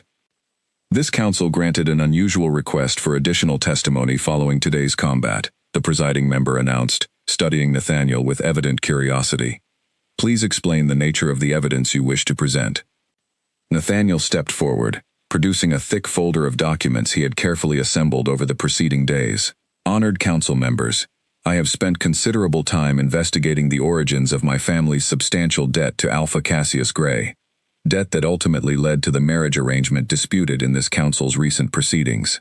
What I have discovered suggests this debt was not the result of simple misfortune or poor business decisions, as we had always assumed, but rather the product of deliberate, calculated manipulation. He proceeded to lay out his findings methodically, presenting documentation showing how several critical trade agreements that had contributed most significantly to the Voss family's financial troubles had been structured through intermediary parties, with direct, though carefully concealed, connections to Cassius himself. Council members leaned forward with growing interest as Nathaniel detailed a pattern of deliberately sabotaged trade deals, strategically timed to occur precisely when Blackridge territory could least afford such losses.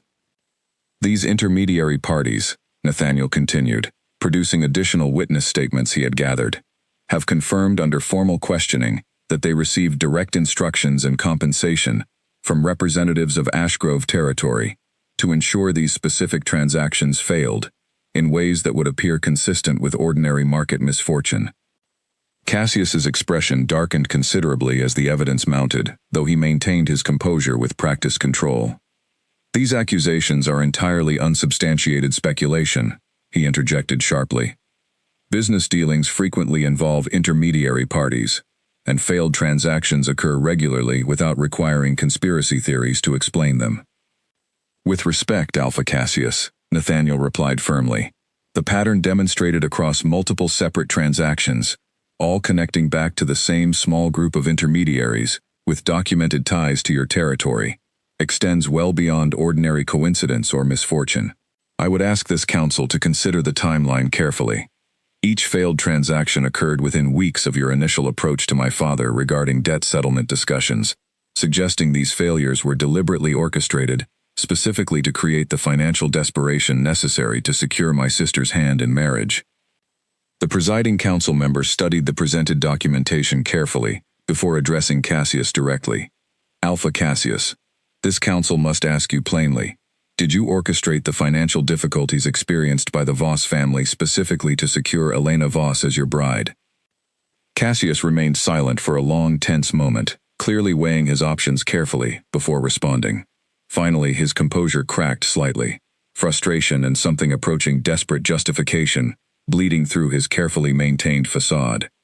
I have built Ashgrove territory into the most prosperous domain within this kingdom, through careful, strategic planning. I recognized an opportunity to secure a beneficial marriage alliance, and I pursued that opportunity using the resources and influence available to me. I fail to see how this differs meaningfully from any other strategic alliance pursued throughout our kingdom's long history. The difference, Alpha Cassius, Damien interjected sharply, unable to contain his anger at such a blatant admission, lies in the deliberate deception and manipulation you employed against a family who trusted you were acting in good faith throughout your business dealings with them. You did not simply pursue a strategic alliance. You deliberately engineered a family's financial ruin to force a young woman into a marriage she had no genuine desire to accept. The council chamber fell into tense silence as the full weight of Cassius's admission settled over the assembled members. The presiding council member finally spoke again, her tone carrying clear, formal authority. Given Alpha Cassius's own admission regarding the deliberate manipulation of the Voss family's finances, this council formally rules that the original marriage contract and the debt settlement terms associated with it were obtained through fraudulent means and are therefore entirely void and unenforceable. Elena felt a fresh wave of relief and vindication wash through her at this announcement, though it remained tempered by lingering disbelief at the sheer scope of Cassius's calculated deception. Furthermore, the council member continued, given the severity of this fraudulent conduct, this council will convene a separate formal inquiry to determine appropriate consequences for Alpha Cassius Gray, potentially including significant financial penalties and formal censure among the ruling alphas of this kingdom. Cassius's expression twisted with barely contained fury and humiliation as the full extent of his exposed scheme became formally recognized before the assembled council. "This is an outrage," he snapped, his careful composure finally shattering entirely. "I have ruled Ashgrove territory successfully for decades. I will not be lectured on proper conduct by a council so easily swayed by sentimental notions of fate and destiny." "Your continued objections are noted, Alpha Cassius," the presiding council member replied coolly, entirely unmoved by his outburst. "However, this council's ruling stands. You are formally ordered to return any and all documentation related to the original debt settlement to the Voss family immediately, along with appropriate compensation for damages caused by your deliberate manipulation of their financial circumstances." Cassius glared around the chamber, clearly recognizing the futility of further protest, given the overwhelming evidence and unanimous council sentiment against him. Without another word, he turned and stormed from the chamber, his guards hurrying to follow him, leaving behind a room filled with quiet, stunned relief among those who had feared his continued interference and manipulation. Elena turned toward Damien, still hardly able to process the rapid succession of dramatic revelations and resolutions that had unfolded throughout this single, extraordinary day. "It is truly over," she said softly, disbelief still evident in her trembling voice. "It is over," Damien confirmed, his expression finally relaxing into genuine, unguarded happiness, for the first time since this entire ordeal had begun. "You are free, Elena, free from the contract, free from the debt, and free to choose your own future without any further coercion or manipulation standing in your way." Nathaniel approached them both, his own expression reflecting profound relief and satisfaction at having successfully uncovered the truth that would finally liberate his sister from the nightmare that had consumed their family for so many difficult weeks. "I am proud of you, Elena," he said warmly, "for your courage throughout this entire ordeal. And I am grateful, Your Majesty, for your unwavering support in helping us uncover and expose the truth." As the three of them finally exited the council chambers together, stepping back out into the warm afternoon sunlight, Elena felt an overwhelming sense of lightness she had not experienced in what felt like an eternity. The nightmare of her forced engagement had finally, truly ended, replaced by the genuine possibility of a future she had once believed entirely beyond her reach, standing beside a man whose golden eyes had first appeared in her dreams before becoming the most precious and unexpected gift her difficult circumstances had ever produced. The days following the council's dramatic ruling brought a whirlwind of activity to both Blackridge territory and the capital city, as word of Cassius's exposed manipulation spread rapidly throughout the 12 territories, generating widespread shock and condemnation among the ruling alphas who had previously respected his reputation for shrewd, if occasionally ruthless, business dealings. Elena found herself adjusting slowly to her newfound freedom, still struggling at times to fully believe that the nightmare of her forced engagement had genuinely concluded. She remained in Blackridge for the first week following the ruling, tending to the practical matters of formally dissolving the old contract and helping her father navigate the return of documentation and compensation that Cassius had been ordered to provide. Though the process proved tedious and occasionally frustrating given Cassius's evident reluctance to comply fully with the council's demands, Elena found herself approaching each obstacle with renewed strength and confidence, no longer burdened by the crushing hopelessness that had defined her circumstances just weeks earlier. Damien visited frequently during this period, though official duties within his own capital prevented him from remaining in Blackridge continuously. Each visit brought Elena genuine joy, their growing bond deepening naturally now that the immediate crisis had passed, allowing them the rare luxury of simply getting to know each other without the constant shadow of impending disaster looming over every interaction. "I have been giving considerable thought to our future together," Damien said during one such visit, as they walked together through the same garden where Elena had once cried beneath the old oak tree, contemplating a future she had believed entirely hopeless. "I understand you may need time to adjust to everything that has happened, but I wanted you to know my intentions are genuine and serious regarding our eventual marriage." Elena smiled softly, appreciating his characteristic directness, even regarding matters of the heart. "I have no doubts remaining about the genuineness of your feelings, Damien, but I confess, the idea of formally becoming your queen still feels somewhat overwhelming, given how recently my life has changed so dramatically. There is no need to rush, Damien assured her gently.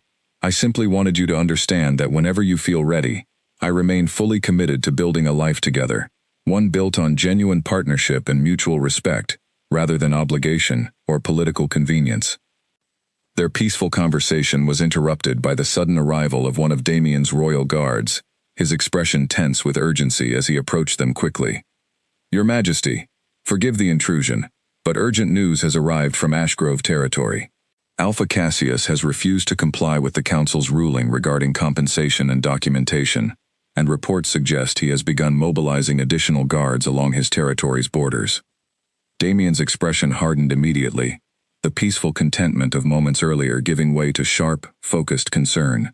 Has he made any explicit threats? Nothing explicit as of yet, the guard replied, but his continued defiance of the Council's formal ruling, combined with these unusual military movements, has raised significant concern among several other territory leaders regarding his potential intentions. Elena felt a familiar chill of anxiety creeping back into her chest, having hoped desperately that Cassius's defeat and public humiliation might have finally ended his interference in her life entirely. Do you believe he intends further retaliation? She asked, unable to fully mask the concern in her voice. I do not yet know his precise intentions, Damien admitted honestly, but a man who has invested years into an elaborate scheme, only to have it collapse so publicly and completely, may prove unpredictable in his response. I will need to return to the capital immediately to address this situation properly with my council advisors. Elena nodded, understanding the necessity, despite the disappointment of their visit being cut short so abruptly. Please be careful, Damien. Cassius has already proven himself willing to go to extraordinary lengths to achieve his objectives. I will exercise appropriate caution, Damien promised, pulling her into a brief but reassuring embrace, before departing with his guard toward his waiting carriage. Elena watched him leave with a familiar knot of worry tightening in her stomach, praying silently that this fresh complication would not unravel the fragile peace they had only just begun to build together. Over the following days, reports continued arriving, detailing Cassius's escalating defiance, his continued refusal to comply with the Council's demands, and his ongoing military mobilization along Ashgrove's borders. Several other territory leaders, alarmed by such provocative behavior from an alpha already exposed for fraudulent conduct, began aligning themselves formally behind Damien's authority, recognizing the potential danger such unchecked defiance might pose to the broader stability of their kingdom. Nathaniel, who had proven himself an invaluable ally throughout the entire ordeal, continued monitoring developments closely, maintaining regular correspondence with contacts throughout Ashgrove territory, who provided valuable insight into Cassius's deteriorating position and increasingly desperate mindset. His own advisors are reportedly growing concerned about his judgment, Nathaniel reported to Elena during one such update, sharing details he had gathered through his network of contacts. Several senior members of his own household have quietly begun distancing themselves from his more extreme rhetoric, fearing the consequences should his defiance escalate into open conflict with the crown. Do you believe he might actually consider armed conflict? Elena asked, genuinely alarmed by the possibility given the devastating consequences such a conflict could bring to countless innocent people across multiple territories. I believe Cassius has invested so heavily, both financially and in terms of personal pride, into his failed scheme, that he may struggle to accept defeat gracefully, Nathaniel replied grimly. Whether that translates into genuine armed conflict remains uncertain, but the possibility cannot be dismissed entirely, given his demonstrated willingness to employ extreme measures when his interests are threatened. Elena found herself once again caught in an anxious limbo, this time worrying not just for her own future, but for the broader stability and safety of the kingdom itself, understanding that the consequences of Cassius's wounded pride might extend far beyond her own personal circumstances. She spent the following days maintaining regular correspondence with Damien, offering whatever support and insight she could provide, while he worked diligently with his council advisors to address the escalating tension, without triggering the kind of devastating conflict that would harm countless innocent people across the 12 territories. As nearly a week passed without any resolution to the mounting tension, Elena received an unexpected visit from one of Damien's senior advisors, a serious, thoughtful woman named Beatrice, who had played a significant role in preparing the legal arguments presented during the earlier trial and combat proceedings. His Majesty asked me to personally update you on the current situation, Beatrice explained, as they sat together in the packhouse's main sitting room.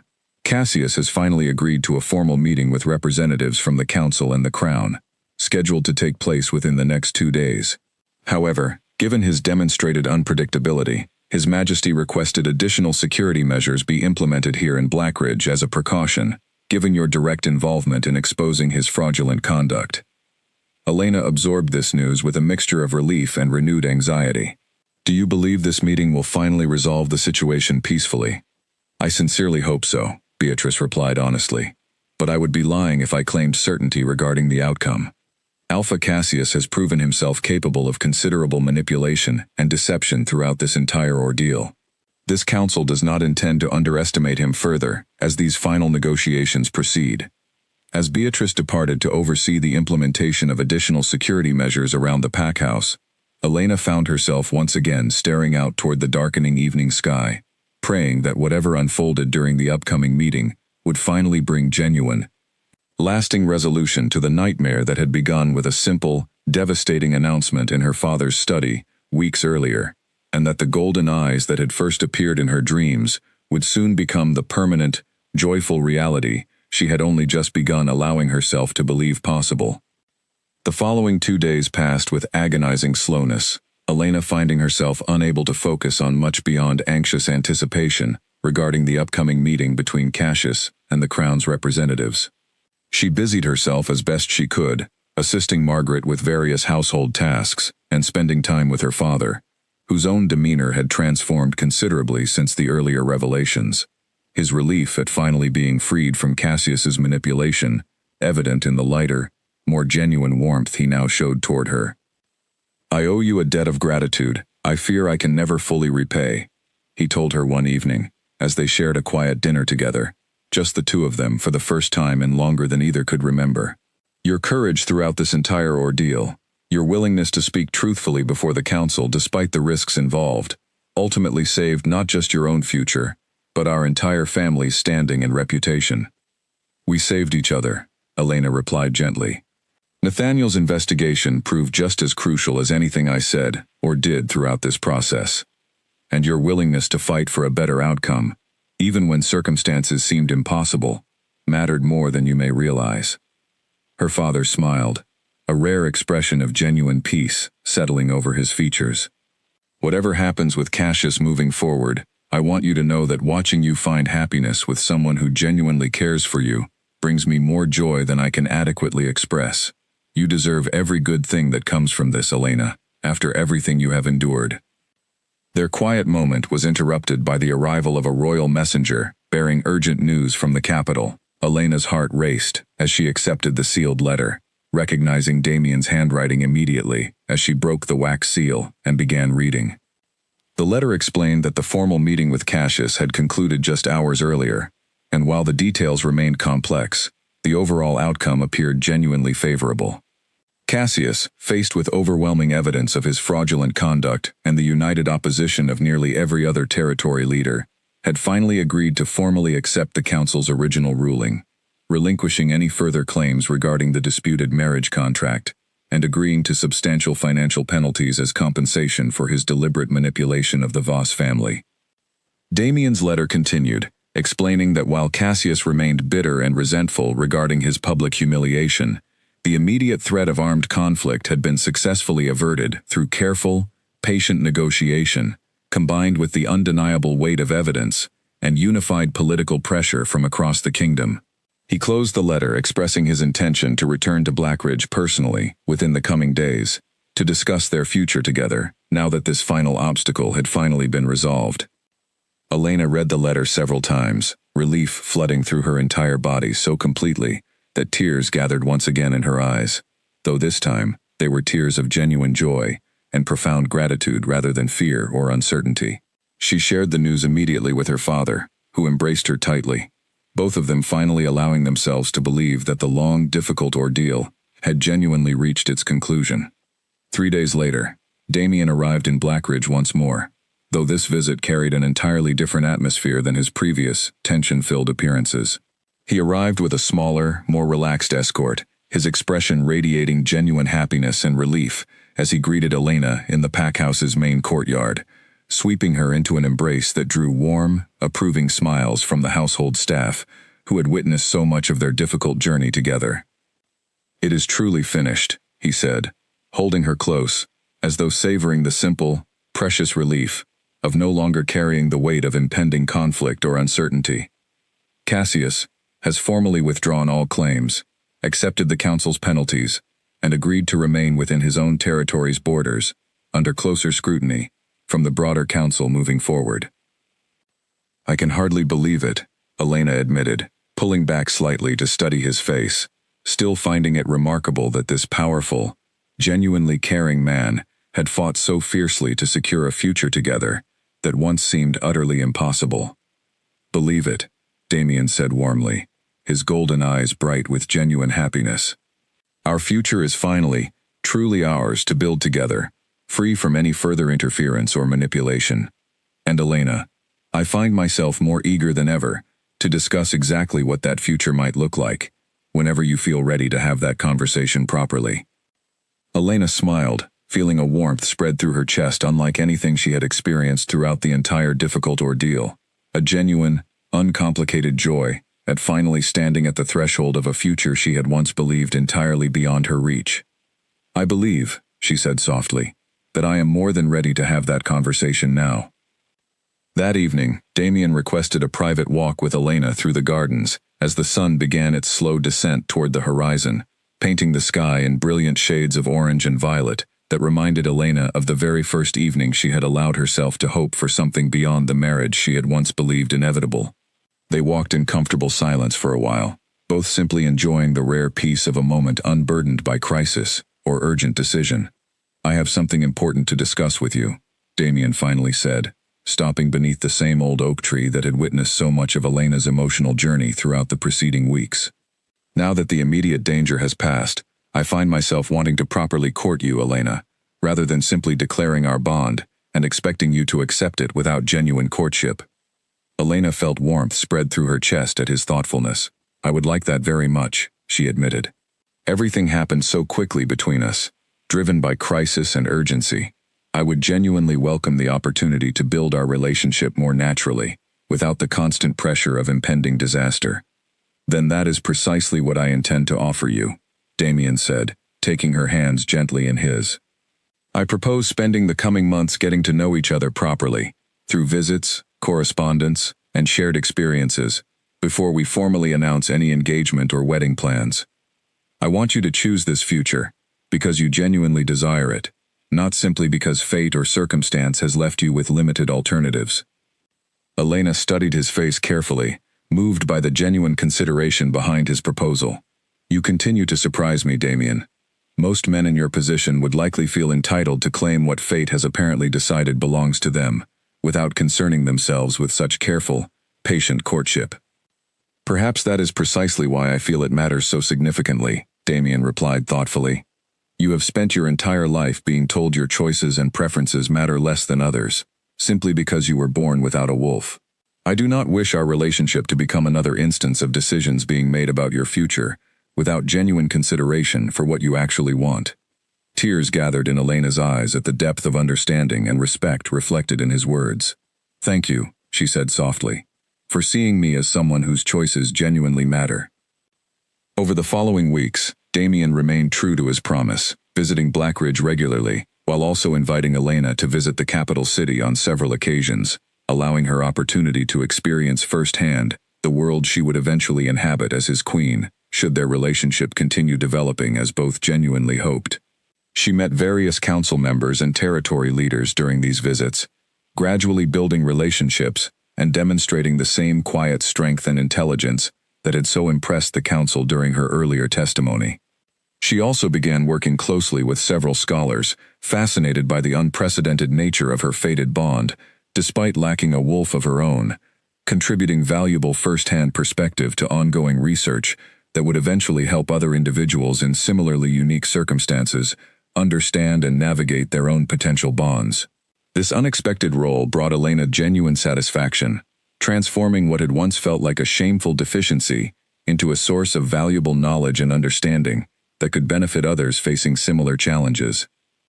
Nathaniel, meanwhile, found himself increasingly drawn into more significant responsibilities within Blackridge territory, his investigative skills and dedication to justice earning him growing respect among the pack's leadership. Their father, freed finally from the crushing weight of debt and manipulation that had defined recent years, began rebuilding Blackridge's reputation and financial stability with renewed energy and optimism, no longer forced to make desperate, compromising decisions to ensure his people's survival. Charlotte remained a constant source of support and friendship throughout this transitional period, visiting Elena frequently and eventually accompanying her on several trips to the capital city, where her natural curiosity and enthusiasm for adventure found ample opportunity for satisfaction amid the grandeur and complexity of royal life. As the months progressed, Elena found herself falling more deeply and genuinely in love with Damien, not merely because of the mystical bond that had first drawn them together, but because of the man she gradually came to know through patient courtship and shared experience. She discovered his genuine dedication to fair, just leadership, his quiet sense of humor that emerged more readily once the pressures of their initial crisis had faded, and his unwavering respect for her intelligence and opinions on matters both personal and political. Damien, in turn, found himself continually amazed by Elena's resilience and depth of character, marveling at how she had transformed what could have been a devastating, life-altering trauma into an opportunity for genuine growth and empowerment.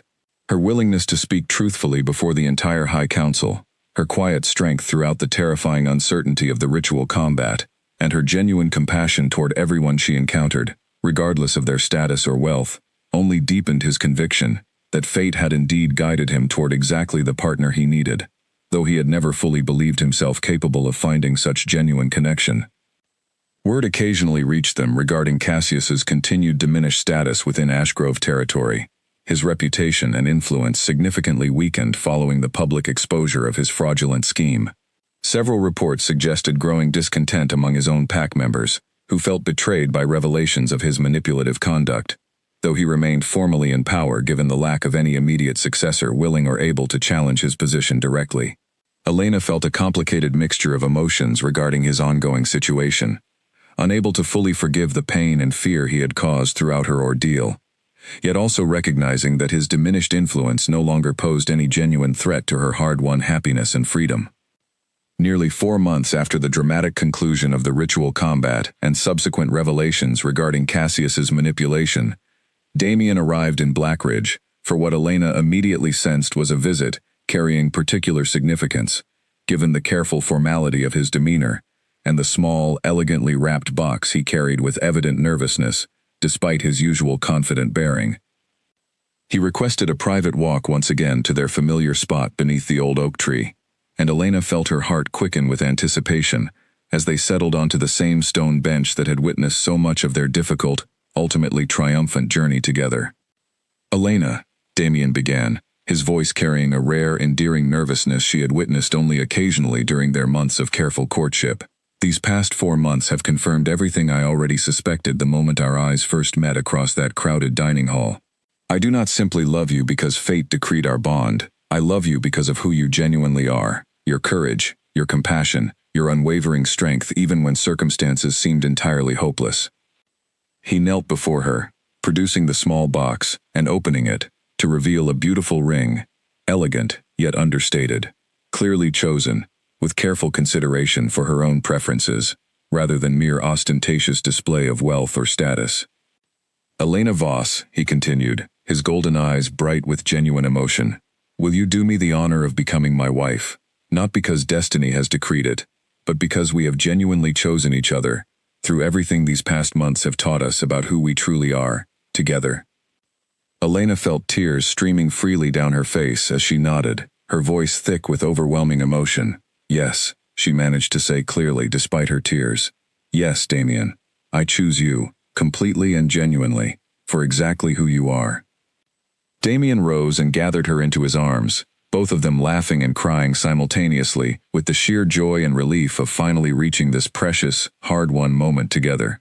As they embraced beneath the old oak tree that had witnessed so much of Elena's difficult journey, from devastating despair to genuine hope, from terrifying uncertainty to hard-won triumph, she understood with complete certainty that every painful step of her journey had ultimately led her toward exactly the future she had once believed entirely impossible to obtain. News of their engagement spread quickly throughout both Blackridge territory and the broader kingdom, met with widespread celebration and genuine happiness from those who had followed their extraordinary story with such invested interest throughout the preceding months. Elena's father embraced her warmly upon hearing the news, his pride and joy evident despite the emotional complexity of watching his daughter prepare to leave Blackridge permanently, to assume her new role as queen. "I could not have imagined a better outcome for you, Elena," he told her warmly. "After everything you were forced to endure throughout this entire difficult ordeal, you have earned every bit of happiness that now awaits you." As preparations began for what would undoubtedly become the most celebrated wedding the kingdom had witnessed in generations, Elena found herself reflecting frequently on the incredible journey that had brought her to this moment. From the devastating announcement in her father's study, that had once seemed to seal her fate entirely, to this joyful, genuinely chosen future she now prepared to embrace with her whole heart. The golden eyes that had first appeared in her dreams had indeed proven to be far more than mere coincidence or exhaustion, representing instead the beginning of a connection that would ultimately transform not just her own life, but the broader understanding of what genuine fated bonds might mean for individuals like herself, born without wolves, yet still capable of experiencing the deepest, most significant connections their society had ever recognized. In the weeks following the engagement announcement, Elena traveled to the capital more frequently than ever before, gradually adjusting to the reality that this grand, unfamiliar city would soon become her permanent home. She spent considerable time with Beatrice, the thoughtful advisor who had assisted so significantly during the earlier trial, learning the intricate details of royal protocol and the various responsibilities that would accompany her new position as queen. Despite her growing confidence, Elena occasionally found herself struggling with lingering insecurities regarding her lack of a wolf, particularly during formal gatherings, where she remained acutely aware of being the only person present without the ability to shift, surrounded by powerful alphas and betas who had never known any existence beyond their wolf heritage. "You seem troubled," Damien observed one evening as they attended a formal dinner with several visiting territory leaders, noticing the subtle tension in Elena's posture, despite her carefully maintained composure throughout the evening's proceedings. "I sometimes wonder if I will ever truly belong here," Elena admitted quietly once they found a private moment away from the crowd. "Everyone else at these gatherings possesses a wolf, a fundamental aspect of our society's identity that I have never experienced. I worry that some may always view me as somehow lesser, regardless of the fated bond we share." Damien's expression softened with understanding, taking her hands gently in his. "Elena, my wolf recognized you immediately as my fated mate, above every other woman throughout this entire kingdom, wolf or otherwise. That recognition alone should tell you something profound about your own worth and significance, independent of whether you possess a wolf yourself." "I know that logically," Elena replied. "But sometimes logic struggles to overcome years of being told my worth was diminished by this particular circumstance of my birth." "Then allow me to help remind you, as often as necessary, that your worth has never been diminished," Damien said firmly. "If anything, your ability to form such a profound bond despite lacking a wolf demonstrates a depth of character and spirit that many wolves throughout this kingdom could never hope to match.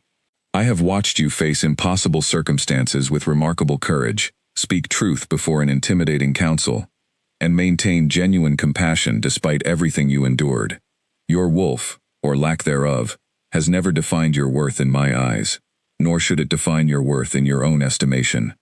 Elena felt the familiar warmth of his words settling deep within her chest, gradually dissolving the lingering insecurities that had followed her throughout her entire life. Over the following weeks, as she continued attending various formal functions and gradually building relationships with the broader court, she found herself increasingly confident in her own unique identity, understanding that her value stemmed not from possessing abilities others considered standard, but from the genuine strength, compassion, and wisdom she brought to every situation regardless of circumstance. Nathaniel visited the capital occasionally throughout this period, and Elena found genuine joy in watching her brother's own confidence and standing grow as he took on increasing responsibility within Blackridge's leadership structure. Their father, too, visited periodically, his own transformation from a burdened, desperate leader into a genuinely optimistic and engaged packhead, bringing Elena continued satisfaction as she witnessed the positive ripple effects of her difficult journey extending throughout her entire family. As the wedding preparations intensified, Elena found herself working closely with royal advisors to plan a ceremony that would properly honor both traditional customs and the unique, unprecedented nature of her own circumstances as a fated mate without a wolf.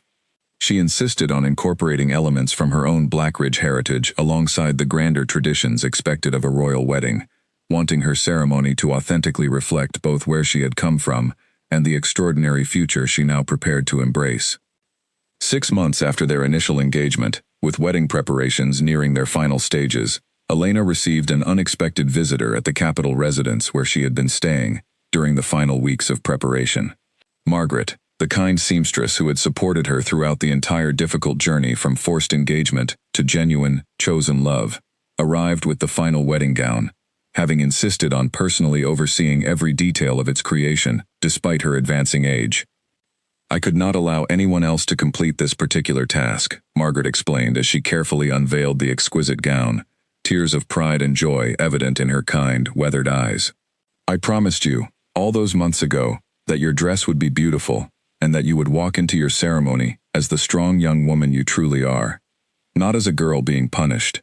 I intend to keep that promise, regardless of how dramatically your circumstances have since changed." Elena embraced the older woman warmly, overwhelmed by gratitude for her steady kindness throughout the darkest days of her ordeal. "Thank you, Margaret, for believing in a happier outcome, even when I struggled to believe it myself."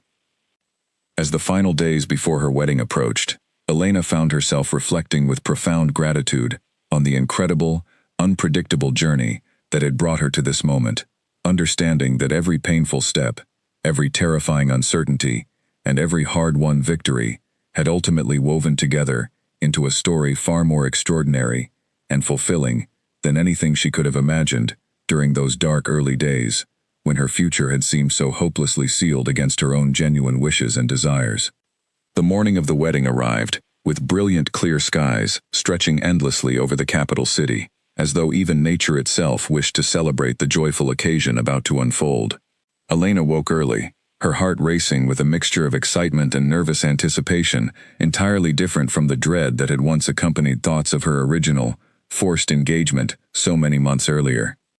Margaret arrived shortly after dawn to help her prepare, along with Charlotte, who had traveled from Blackridge specifically to stand beside her closest friend during this momentous occasion.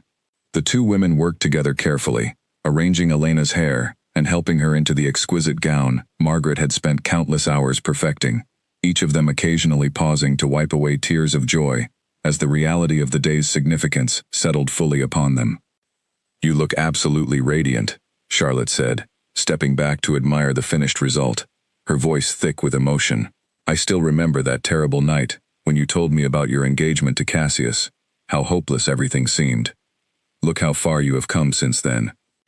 Elena studied her reflection in the tall mirror, hardly recognizing the confident, genuinely joyful woman staring back at her, so different from the frightened, resigned girl who had once stood before a similar mirror, preparing for an entirely different fate. "I could never have imagined this outcome," she admitted softly, "not in my most hopeful dreams during those darkest days."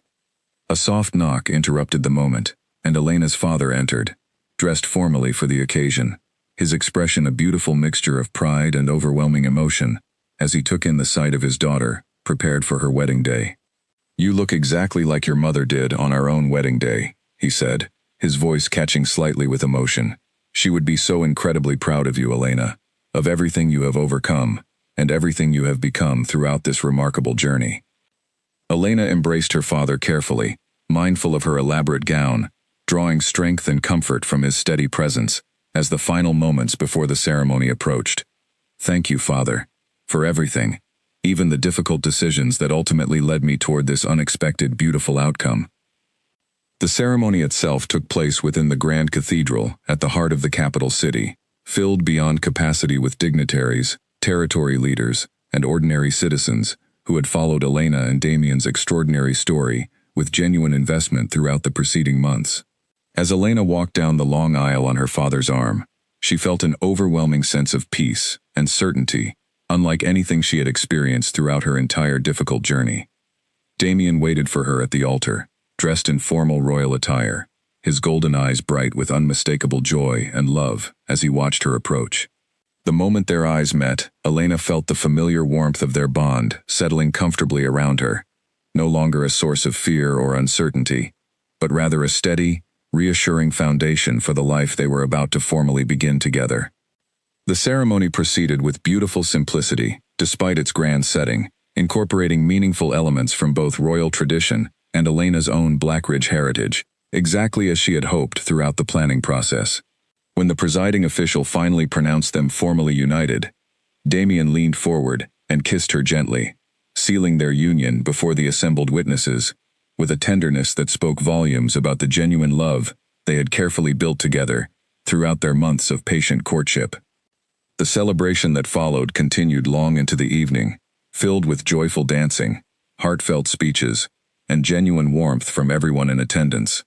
Elena found herself surrounded by loved ones throughout the celebration, her father beaming with pride, Nathaniel offering warm congratulations alongside promises to visit frequently, Charlotte dancing enthusiastically despite her unfamiliarity with formal royal customs, and Margaret watching from a place of honor near the celebration's edge, tears of joy still occasionally slipping down her weathered cheeks.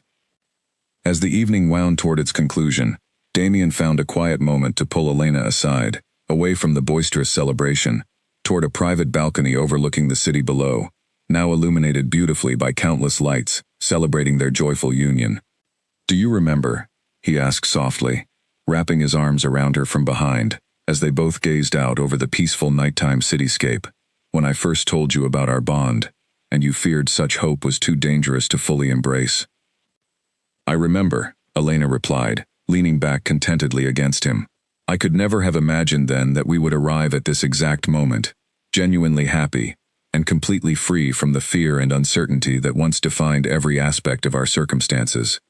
"You have taught me so much throughout this journey," Damien said quietly, "not just about the depth and significance of our particular bond, but about genuine courage, resilience, and the importance of fighting for what truly matters, rather than simply accepting whatever fate initially presents. I am endlessly grateful that circumstances, however difficult, ultimately brought us together." Elena turned within his embrace to face him directly, her heart full with genuine happiness and profound gratitude for everything their difficult journey had ultimately taught her about her own worth and strength. "I am grateful as well," she said softly, "for a partner who saw my value, even when circumstances and society had taught me to doubt it myself. Whatever challenges await us, as we build our future together, I know we will face them with the same strength and determination that carried us through everything we have already overcome." Below them, the celebration continued joyfully, but for this brief, precious moment, Elena and Damien remained wrapped in quiet, contented silence, simply savoring the profound peace of having finally arrived at a future they had both fought so fiercely to secure. The golden eyes that had first appeared in Elena's dreams so many months earlier, once a source of confusion and uncertain hope, now represented the beautiful, genuine reality of a partnership built on mutual respect, hard-won trust, and a bond that had proven itself worthy of every difficult step required to fully realize it. In the months and years that followed, Elena would often reflect on the remarkable transformation her life had undergone, from a young woman resigned to a marriage of desperate necessity, valued only for her ability to settle her family's crushing debt, to a genuinely beloved queen who had helped reshape her kingdom's understanding of fated bonds and personal worth beyond the simple presence or absence of a wolf. She continued her work with scholars studying such unprecedented connections, using her own unique experience to help others navigate similarly unconventional circumstances with greater understanding and support than she herself had initially received.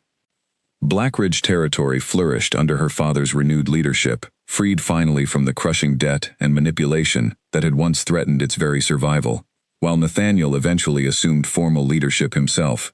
having earned widespread respect throughout the pack for his unwavering commitment to justice and truth during the darkest days of their family's ordeal. Charlotte remained a constant, cherished friend throughout the years, her visits to the capital becoming a regular source of joy and genuine connection to the simpler life Elena had once known before fate intervened so dramatically. Alpha Cassius Gray, meanwhile, continued ruling Ashgrove territory under considerably diminished influence and constant scrutiny from the broader council, his reputation permanently tarnished by the public exposure of his calculated manipulation.